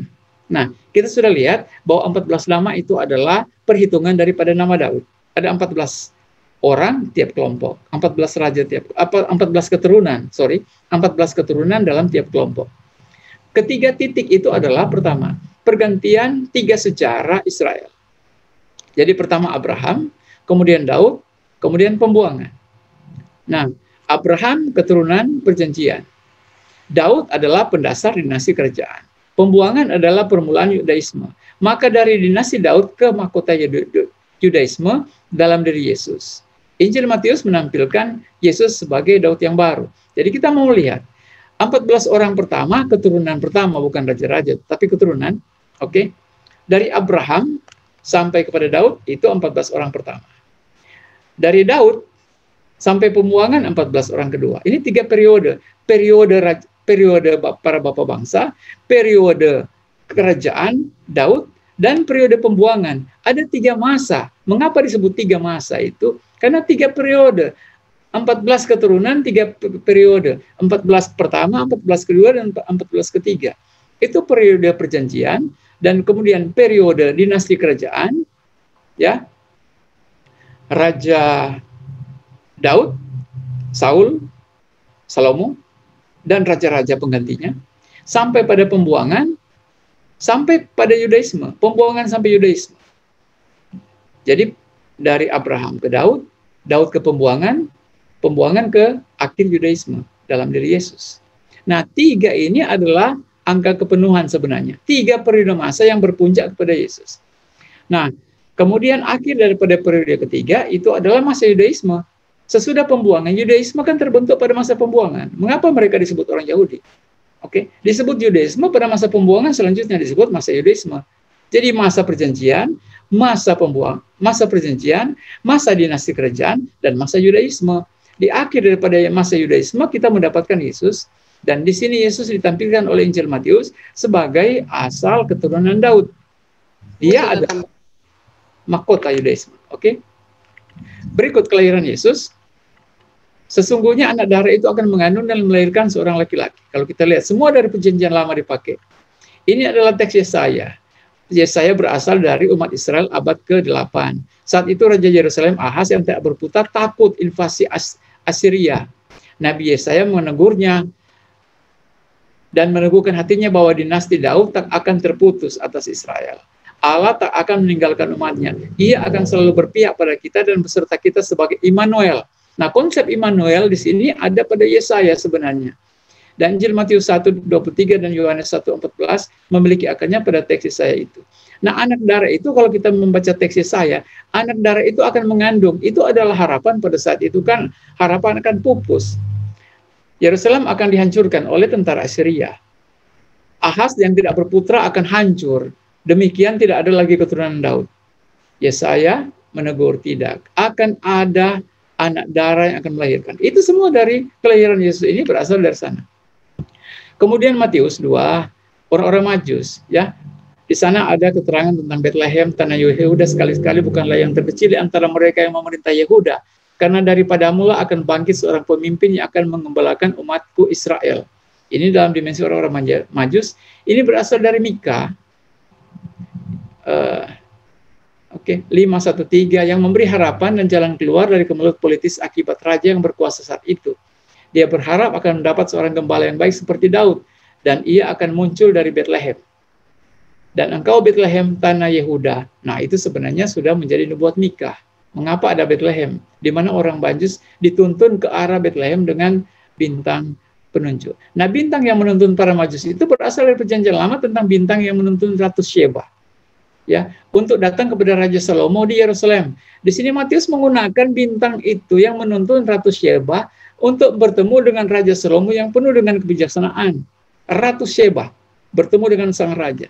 Dan di sini adalah raja bertemu dengan Raja Agung. Maka di sini Matius menampilkan Yesus sebagai Salomo yang baru. Nah, kalau kita melihat bintang, bintang berekor, bagaimana itu? Ini adalah penggunaan perjanjian lama tentang bintang. Yang digunakan oleh Injil Matius. Penyingkiran ke Mesir. Penyingkiran terjadi karena Yusuf mendapatkan mimpi, karena Herodes berikhtiar membunuh Yesus. Pembunuhan ini adalah sarana yang dipakai oleh Firaun. Jadi tradisi perjanjian lama dipakai untuk digunakan sebagai narasi perjanjian baru. Nah, ini Herodes juga membunuh anak-anak di Bethlehem. Itu menggambarkan Yesus sebagai Musa baru. Karena Musa dulu tidak dibunuh juga, Karena itu termasuk pembunuhan oleh Firaun, membasmi orang-orang Yahudi termasuk Musa. Karena itu Musa ya dihanyutkan di sungai, bukan? Nah, itulah pembunuhan Firaun, sekarang pembunuhan Herodes. Itu menampilkan dimensi perjanjian lama. Jadi kalau kita mau bertanya bagaimana itu terjadi, lihatlah perjanjian lama sebagai sastra Biblis. Pembunuhan anak di Bethlehem, terdengarlah suara ramai dan tangis, Rahel sedih, kurang lebih begitu. Dan ia tidak mau dihibur. Teks ini berasal dari Yeremia bab 13, pembunuhan anak di Yerusalem. Tentang situasi Israel abad ke-17 sebelum Masehi ketika Israel dibuang ke Assyria dan Yehuda dibuang ke Babilonia. Dua pembuangan, ke Assyria dan ke Babilonia. Rama adalah kamp konsentrasi. Mengapa ada tangisan di Rama? Rama itu adalah kamp konsentrasi di bagian utara Yerusalem, di mana para tawanan dikumpulkan sebelum diberangkatkan. Itu memang tempat yang amat menyedihkan.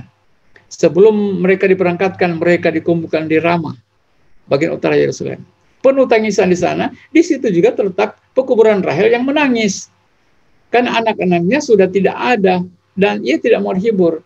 Nah, teks Yeremia 31, khususnya 17 sebenarnya tidak menekankan soal tangisan Rahel.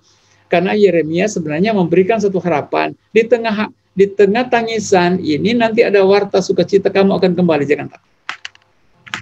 Kembali dari Mesir, tinggal di sana hingga Herodes mati.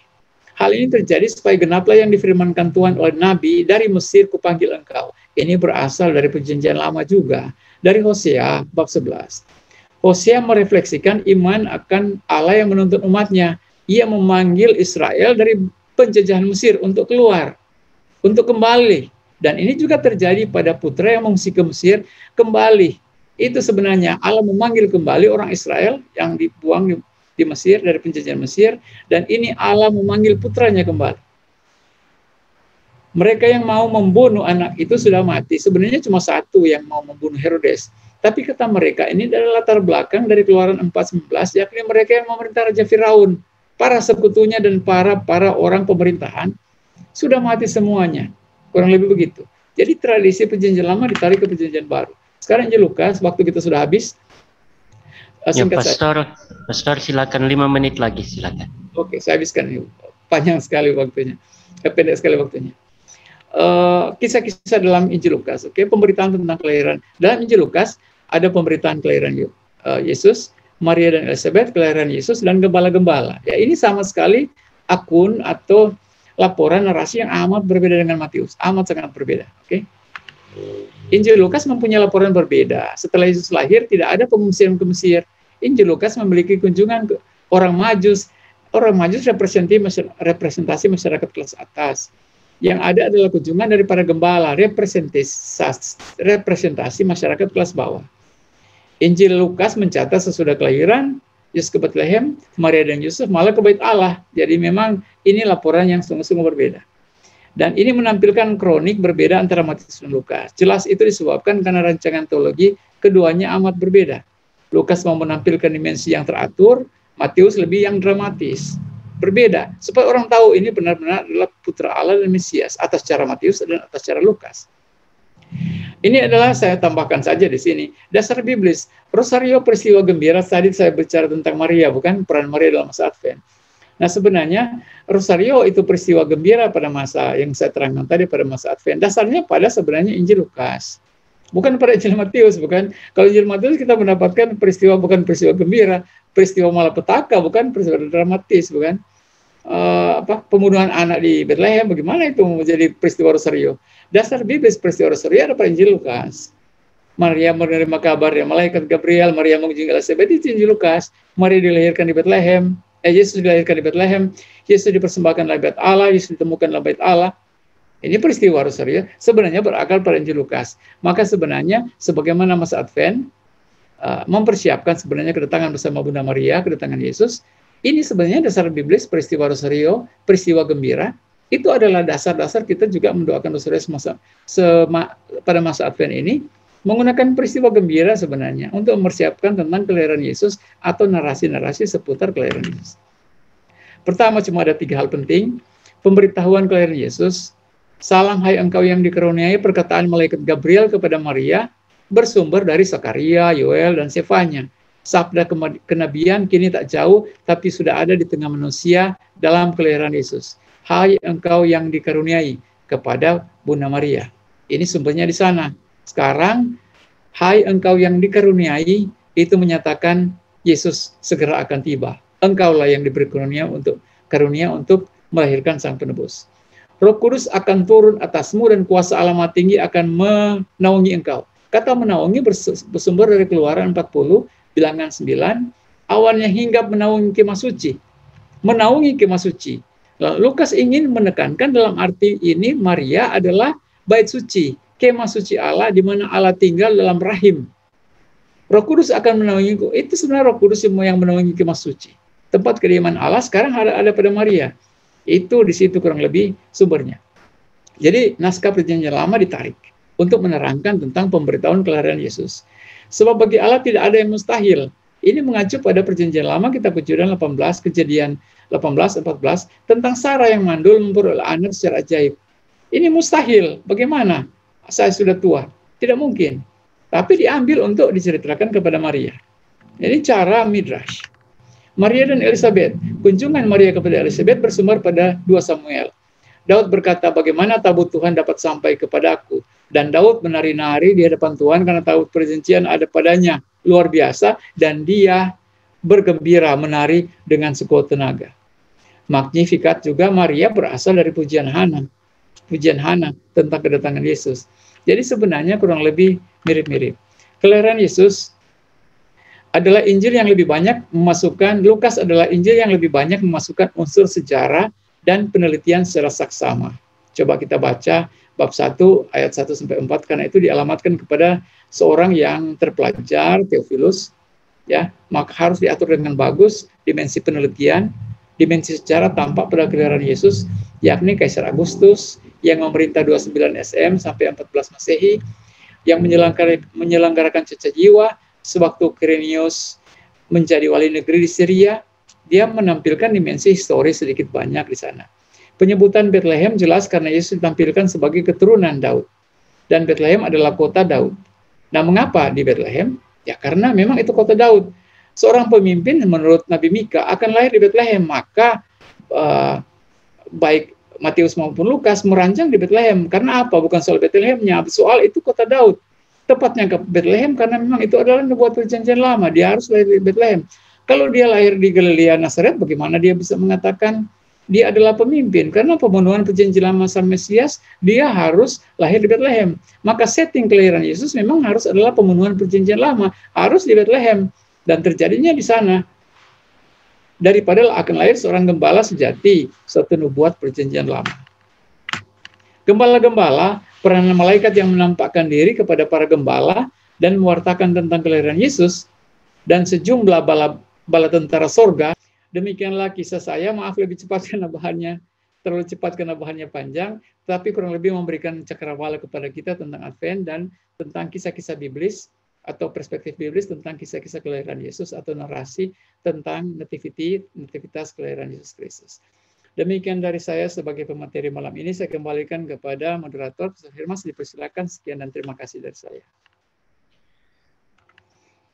Baik, terima kasih saya sampaikan kepada Pastor Vianney Untu yang sudah mempresentasikan atau memaparkan materinya untuk kita semua tentang Advent dan Natal dari perspektif biblis. Kelihatannya presentasinya sederhana, tapi Pastor Vianney menyentuh masalah fundamental, terutama soal Natal. Bagaimana kalau kita memahami cerita kitab suci, apalagi soal Natal ini, misalnya ketika Pastor Vianney menyentuh antara narasi yang ada dalam Injil Lukas dan kemudian dalam Injil Matius, juga dalam Injil Yohanes, yang kita temukan kemudian ada banyak perbedaan di sana. Dan ada kontradiksi bahkan. Tapi Pastor Vianney telah mengantar kita untuk memahami hal ini dengan melihatnya memang sebagai suatu narasi iman, narasi teologis, tapi yang dinarasikan dengan dasar Midrash. Baik, Terima kasih Pastor Vianney. Nanti kita masuk pada sesi tanya jawab. Waktu kita memang sudah sangat pendek, tapi saya harap memang apa yang dipaparkan Pastor Vianney membantu kita untuk bisa mengerti dengan baik pesan yang ada dari cerita atau narasi yang berbeda, dari Injil-Injil yang berbeda. Nah, tentang pertanyaan,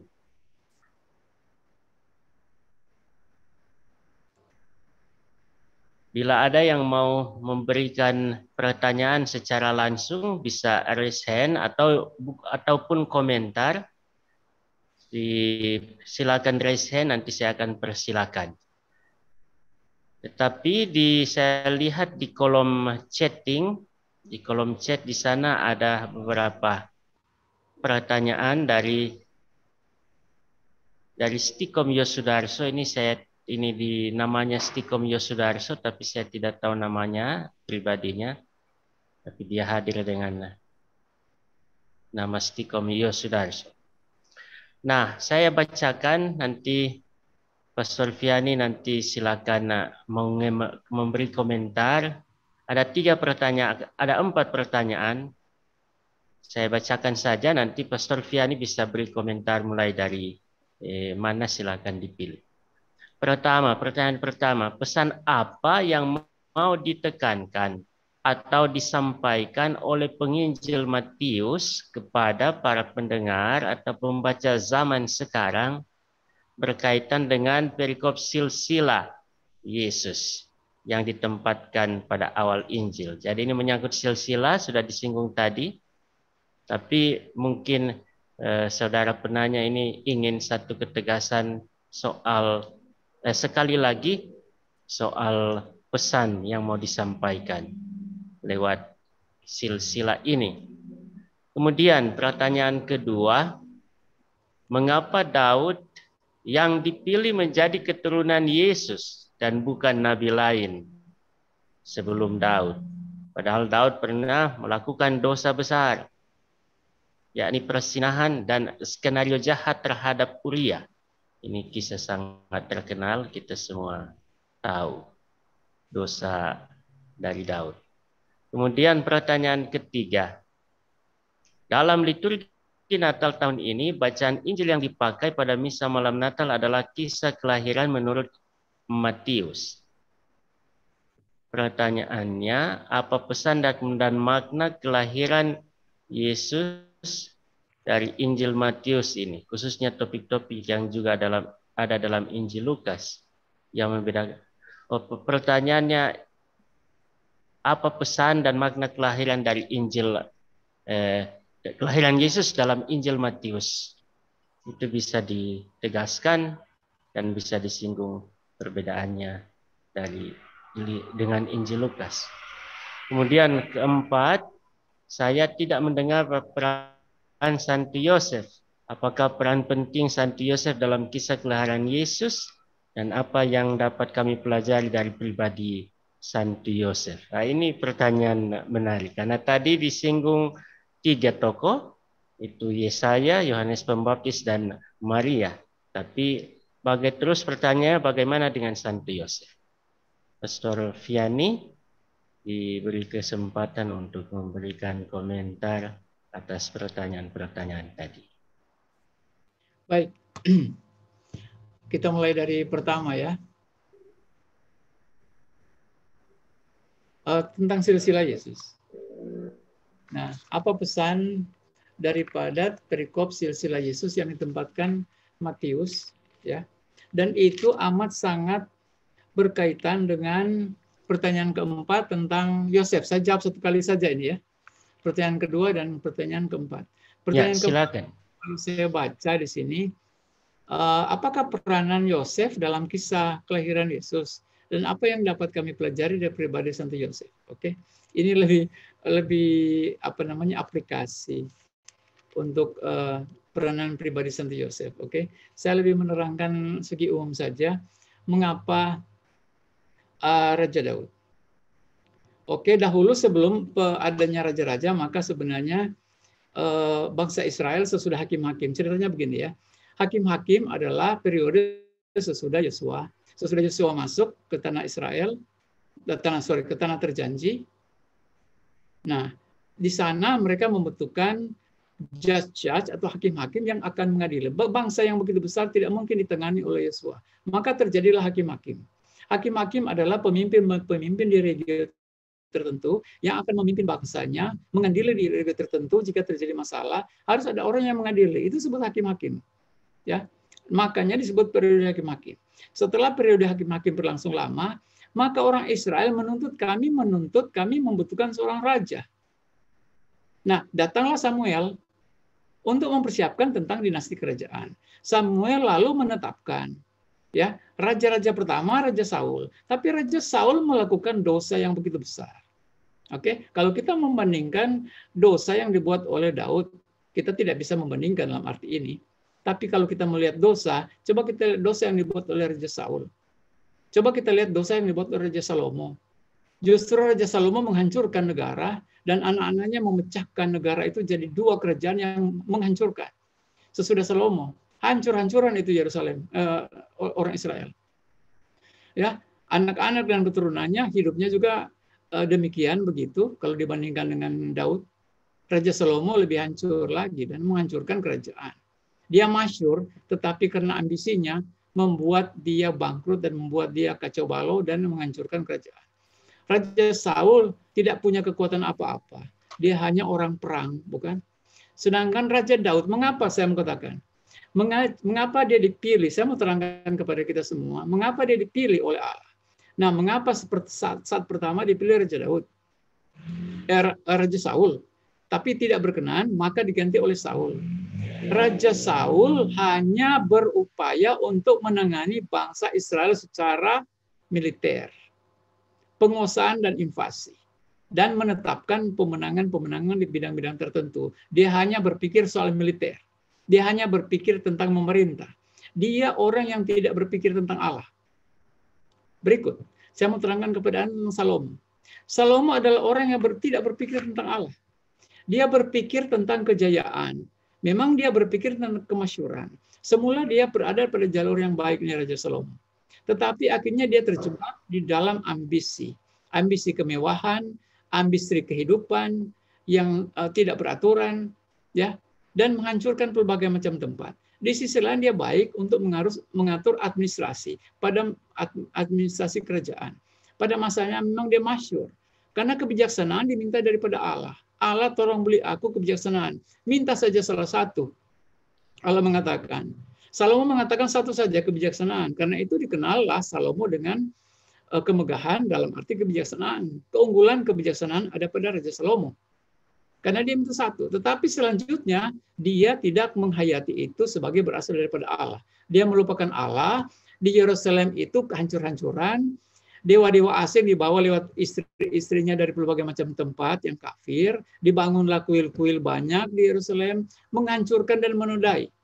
Desakralisasi kota Yerusalem ada pada Raja Salomo. Kita berbicara tentang dinasti kerajaan, bukan dinasti kenabian. Nabi itu adalah orang yang dipakai untuk menegur. Di sana-sini ada kesalahan dalam dimensi raja-raja. Kepemimpinan itu dikontrol oleh nabi-nabi. Kita tidak berbicara tentang nabi-nabi, karena nabi-nabi itu adalah orang yang independen, yang dipanggil oleh Allah untuk mengurus perawatan bangsa ini supaya lurus berjalan di dalam kesetiaan kepada Yahweh.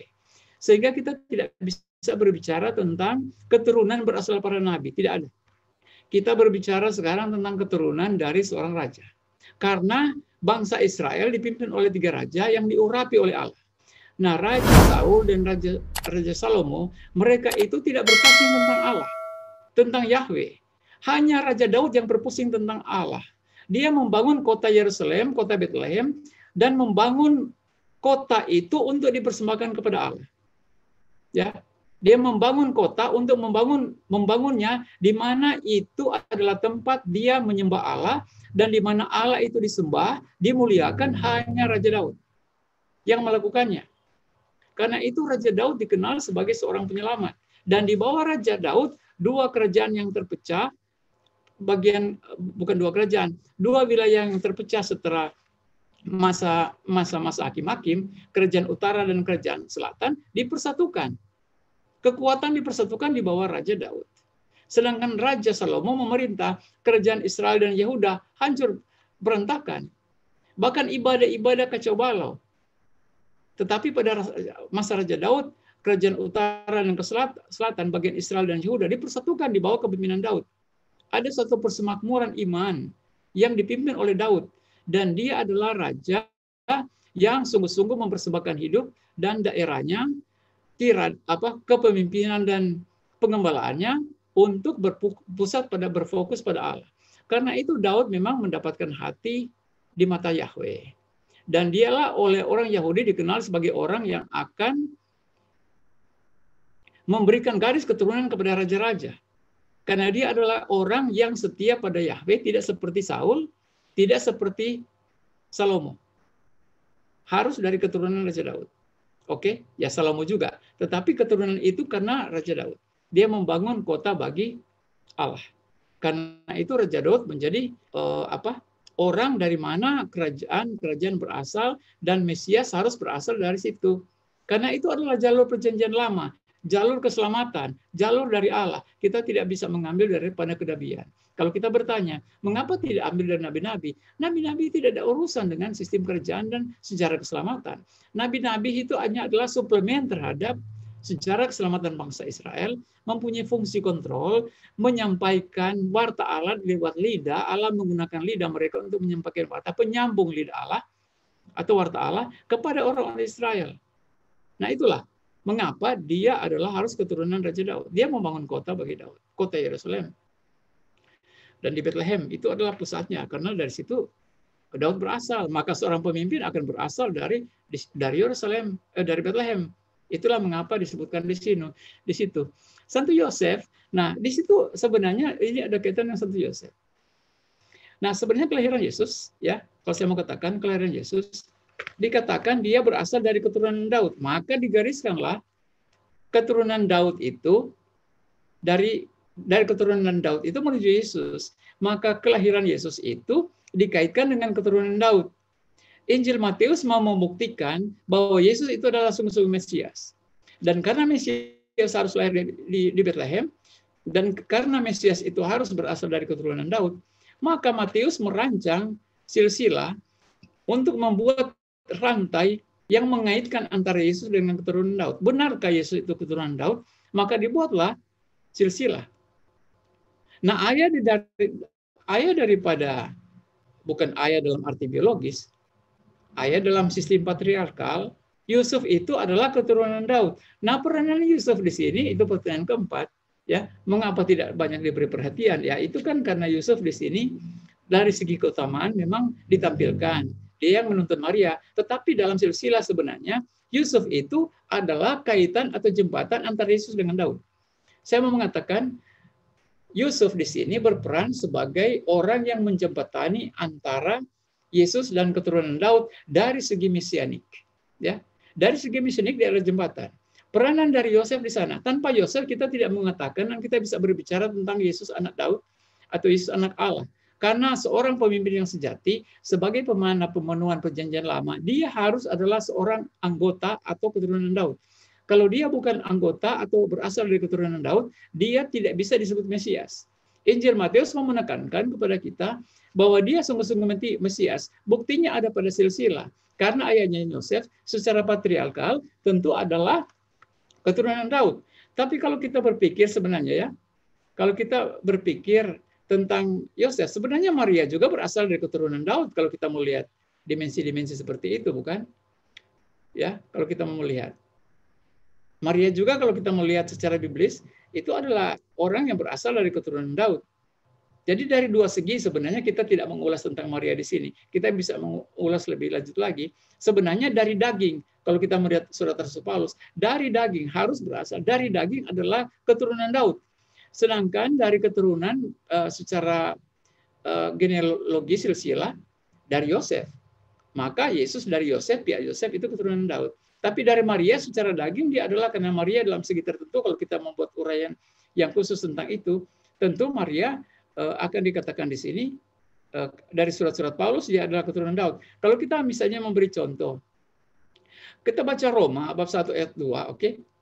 Injil itu telah dijanjikan tentang anaknya yang menurut daging diperanakkan dari keturunan Daud. Kalau misalnya surat Rasul kepada jemaat di Roma bab 1 ayat 2 ya. Bab 1 ayat 2 dikatakan di sana tentang anaknya yang menurut daging diperanakkan dari keturunan Daud, itu tidak berbicara tentang Yosef. Dia berbicara tentang Maria, surat Paulus kepada jemaat di Roma, berbicara tentang Maria yang menurut daging adalah keturunan Daud. Itu yang kita lihat, bukan?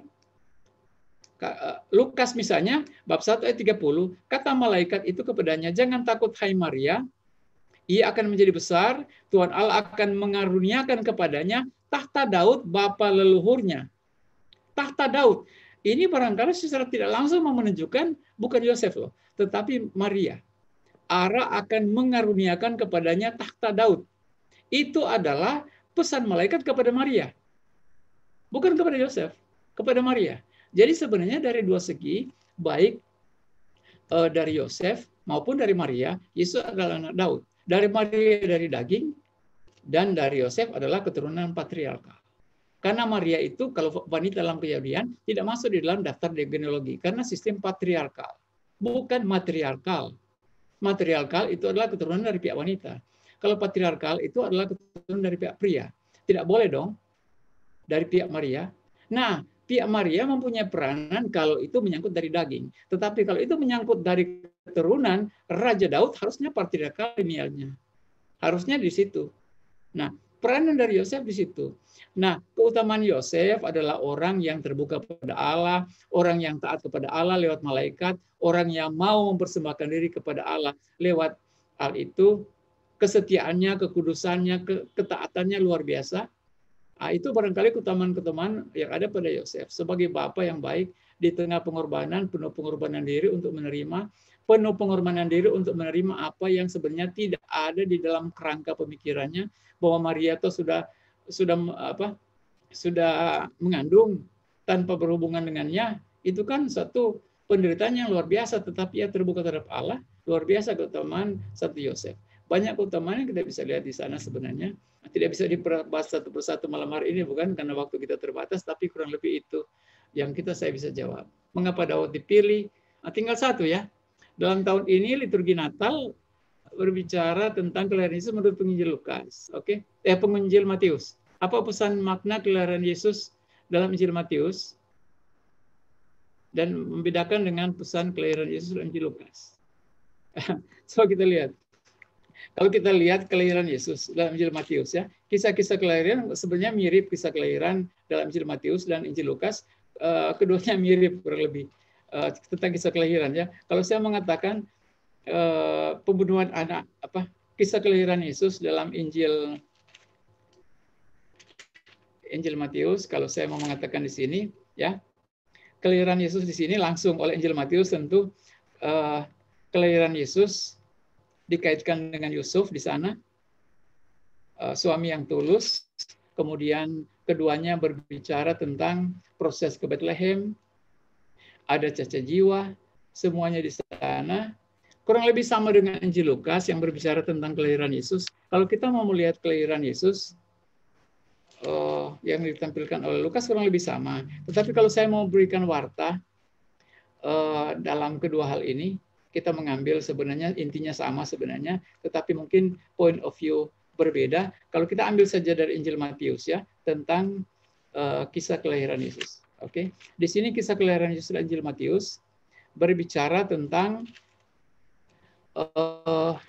Maria yang mengambil atau menerima tawaran untuk menjadi istrinya Yusuf, dan dia adalah anak darah, dan di sini dikatakan kelahiran Yesus lebih banyak terkait dengan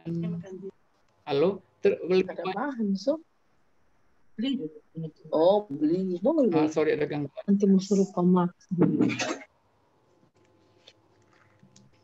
Baik, kalau kita melihat Injil Matius, di sana ditekankan tentang dimensi Immanuel, Allah yang akan menyertai umatnya. barangkali kita akan melihatnya keterkaitannya juga dengan Injil Yohanes. Sebenarnya makna daripada kelahiran Yesus dalam Injil Matius sebenarnya mau menekankan di sana bahwa dalam segala macam segi dan peristiwa seputar kelahiran Yesus, kita akan melihat bahwa Allah sungguh-sungguh akan menyertai umatnya dalam segala macam peristiwa. Di sini dikatakan berbagai macam peristiwa dramatis yang dilukiskan oleh Injil Matius dalam kelahiran maupun seputar kelahiran. Amat dramatis. Dalam berbagai macam peristiwa, Allah hadir sebagai Immanuel, dan itu tampil dalam diri Yesus. Dalam diri Yesus, dia ditampilkan sebagai orang yang memberikan suatu masa baru. Ia sebagai Musa baru, dia sebagai Daud yang baru, dia sebagai Salomo yang baru, dia membuat pembaharuan bagi kehidupan kita umat manusia. Allah sebagai Immanuel membuat pembaharuan bagi kita manusia. Kelahiran Yesus sebagai pembaharu hidup mestinya terjadi kalau kita makna atau manfaat kegunaan daripada kisah kelahiran. Sebagai pembaharu, pemberi berkat, anugerah, dan kehidupan, hendaknya membaharui kehidupan kita pada masa Natal. Dimensi pembaharuan ini terjadi di dalam kisah Natal yang menampilkan Yesus sebagai, saya katakan tadi, sebagai Musa baru yang memimpin sebagai seorang gembala yang sejati, sebagai Daud yang baru yang sekarang tanpa noda dan celah, sebagai Salomo baru dari berbagai macam segi kebijaksanaan tanpa cacat dan celah, karena itu dia sebut manusia baru. Dalam berbagai macam dimensi kemanusiaan kita dan kehidupan kita, hendaknya untuk segi kelahiran Yesus dalam tahun ini lebih banyak ditekankan sebagai suatu warta pembaharuan. Warta pembaharuan yang dibawa oleh Yesus yang semuanya harus dikaitkan dengan keselamatan, karena Natal itu tidak terlepas daripada penebusan, dan Natal itu tidak bisa dilepaskan dari rencana keselamatan Allah. Saya mau tekankan, kalau kita berbicara tentang narasi kelahiran Yesus baik dalam Injil Matius maupun Injil Lukas, kita tidak bisa melepaskan dari kisah pewartaan kehidupan, penderitaan, wafat, dan kebangkitan. Dimensi penebusan keselamatan harus menyatukan kita dalam karya keselamatan. Maka warta Natal tidak boleh dilepaskan dari warta kehidupan Yesus yang membawa keselamatan bagi segala bangsa. Kalau kita berbicara tentang kelahiran Yesus, kita tidak berbicara tentang peristiwa, tapi kita berbicara tentang teologi keselamatan. Allah beserta dengan kita sebagai satu warta keselamatan. Maka warta keselamatan itu hendaknya menjadi warta dalam dimensi dan garis yang pembaharuan yang saya terangkan tadi. Dimensi Matius mungkin pada tahun ini amat kalau kita mau menarik dimensi pembaharuan di dalam warta keselamatan. Warta keselamatan yang dibawa oleh Yesus untuk manusia ada sekarang ini dalam perspektif Matius dalam dimensi pembaharuan. Pembaharuan dalam berbagai macam segi. Pembaharuan dalam kehidupan pribadi, pembaharuan dalam hidup keluarga, pembaharuan dalam hidup gereja, pembaharuan dalam masyarakat, pembaharuan dalam hidup sikap, kerja, dan berbagai macam hal. Dalam dimensi itu, maka kelahiran itu kita bisa ambil dan petik sebagai makna daripada warta Injil Lukas dalam narasi Natal pada tahun ini. Demikian, terima kasih.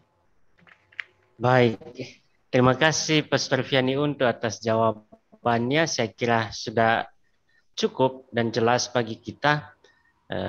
Dan kita sudah kehabisan waktu, sehingga tidak ada lagi pertanyaan selanjutnya karena kita tidak punya waktu lagi.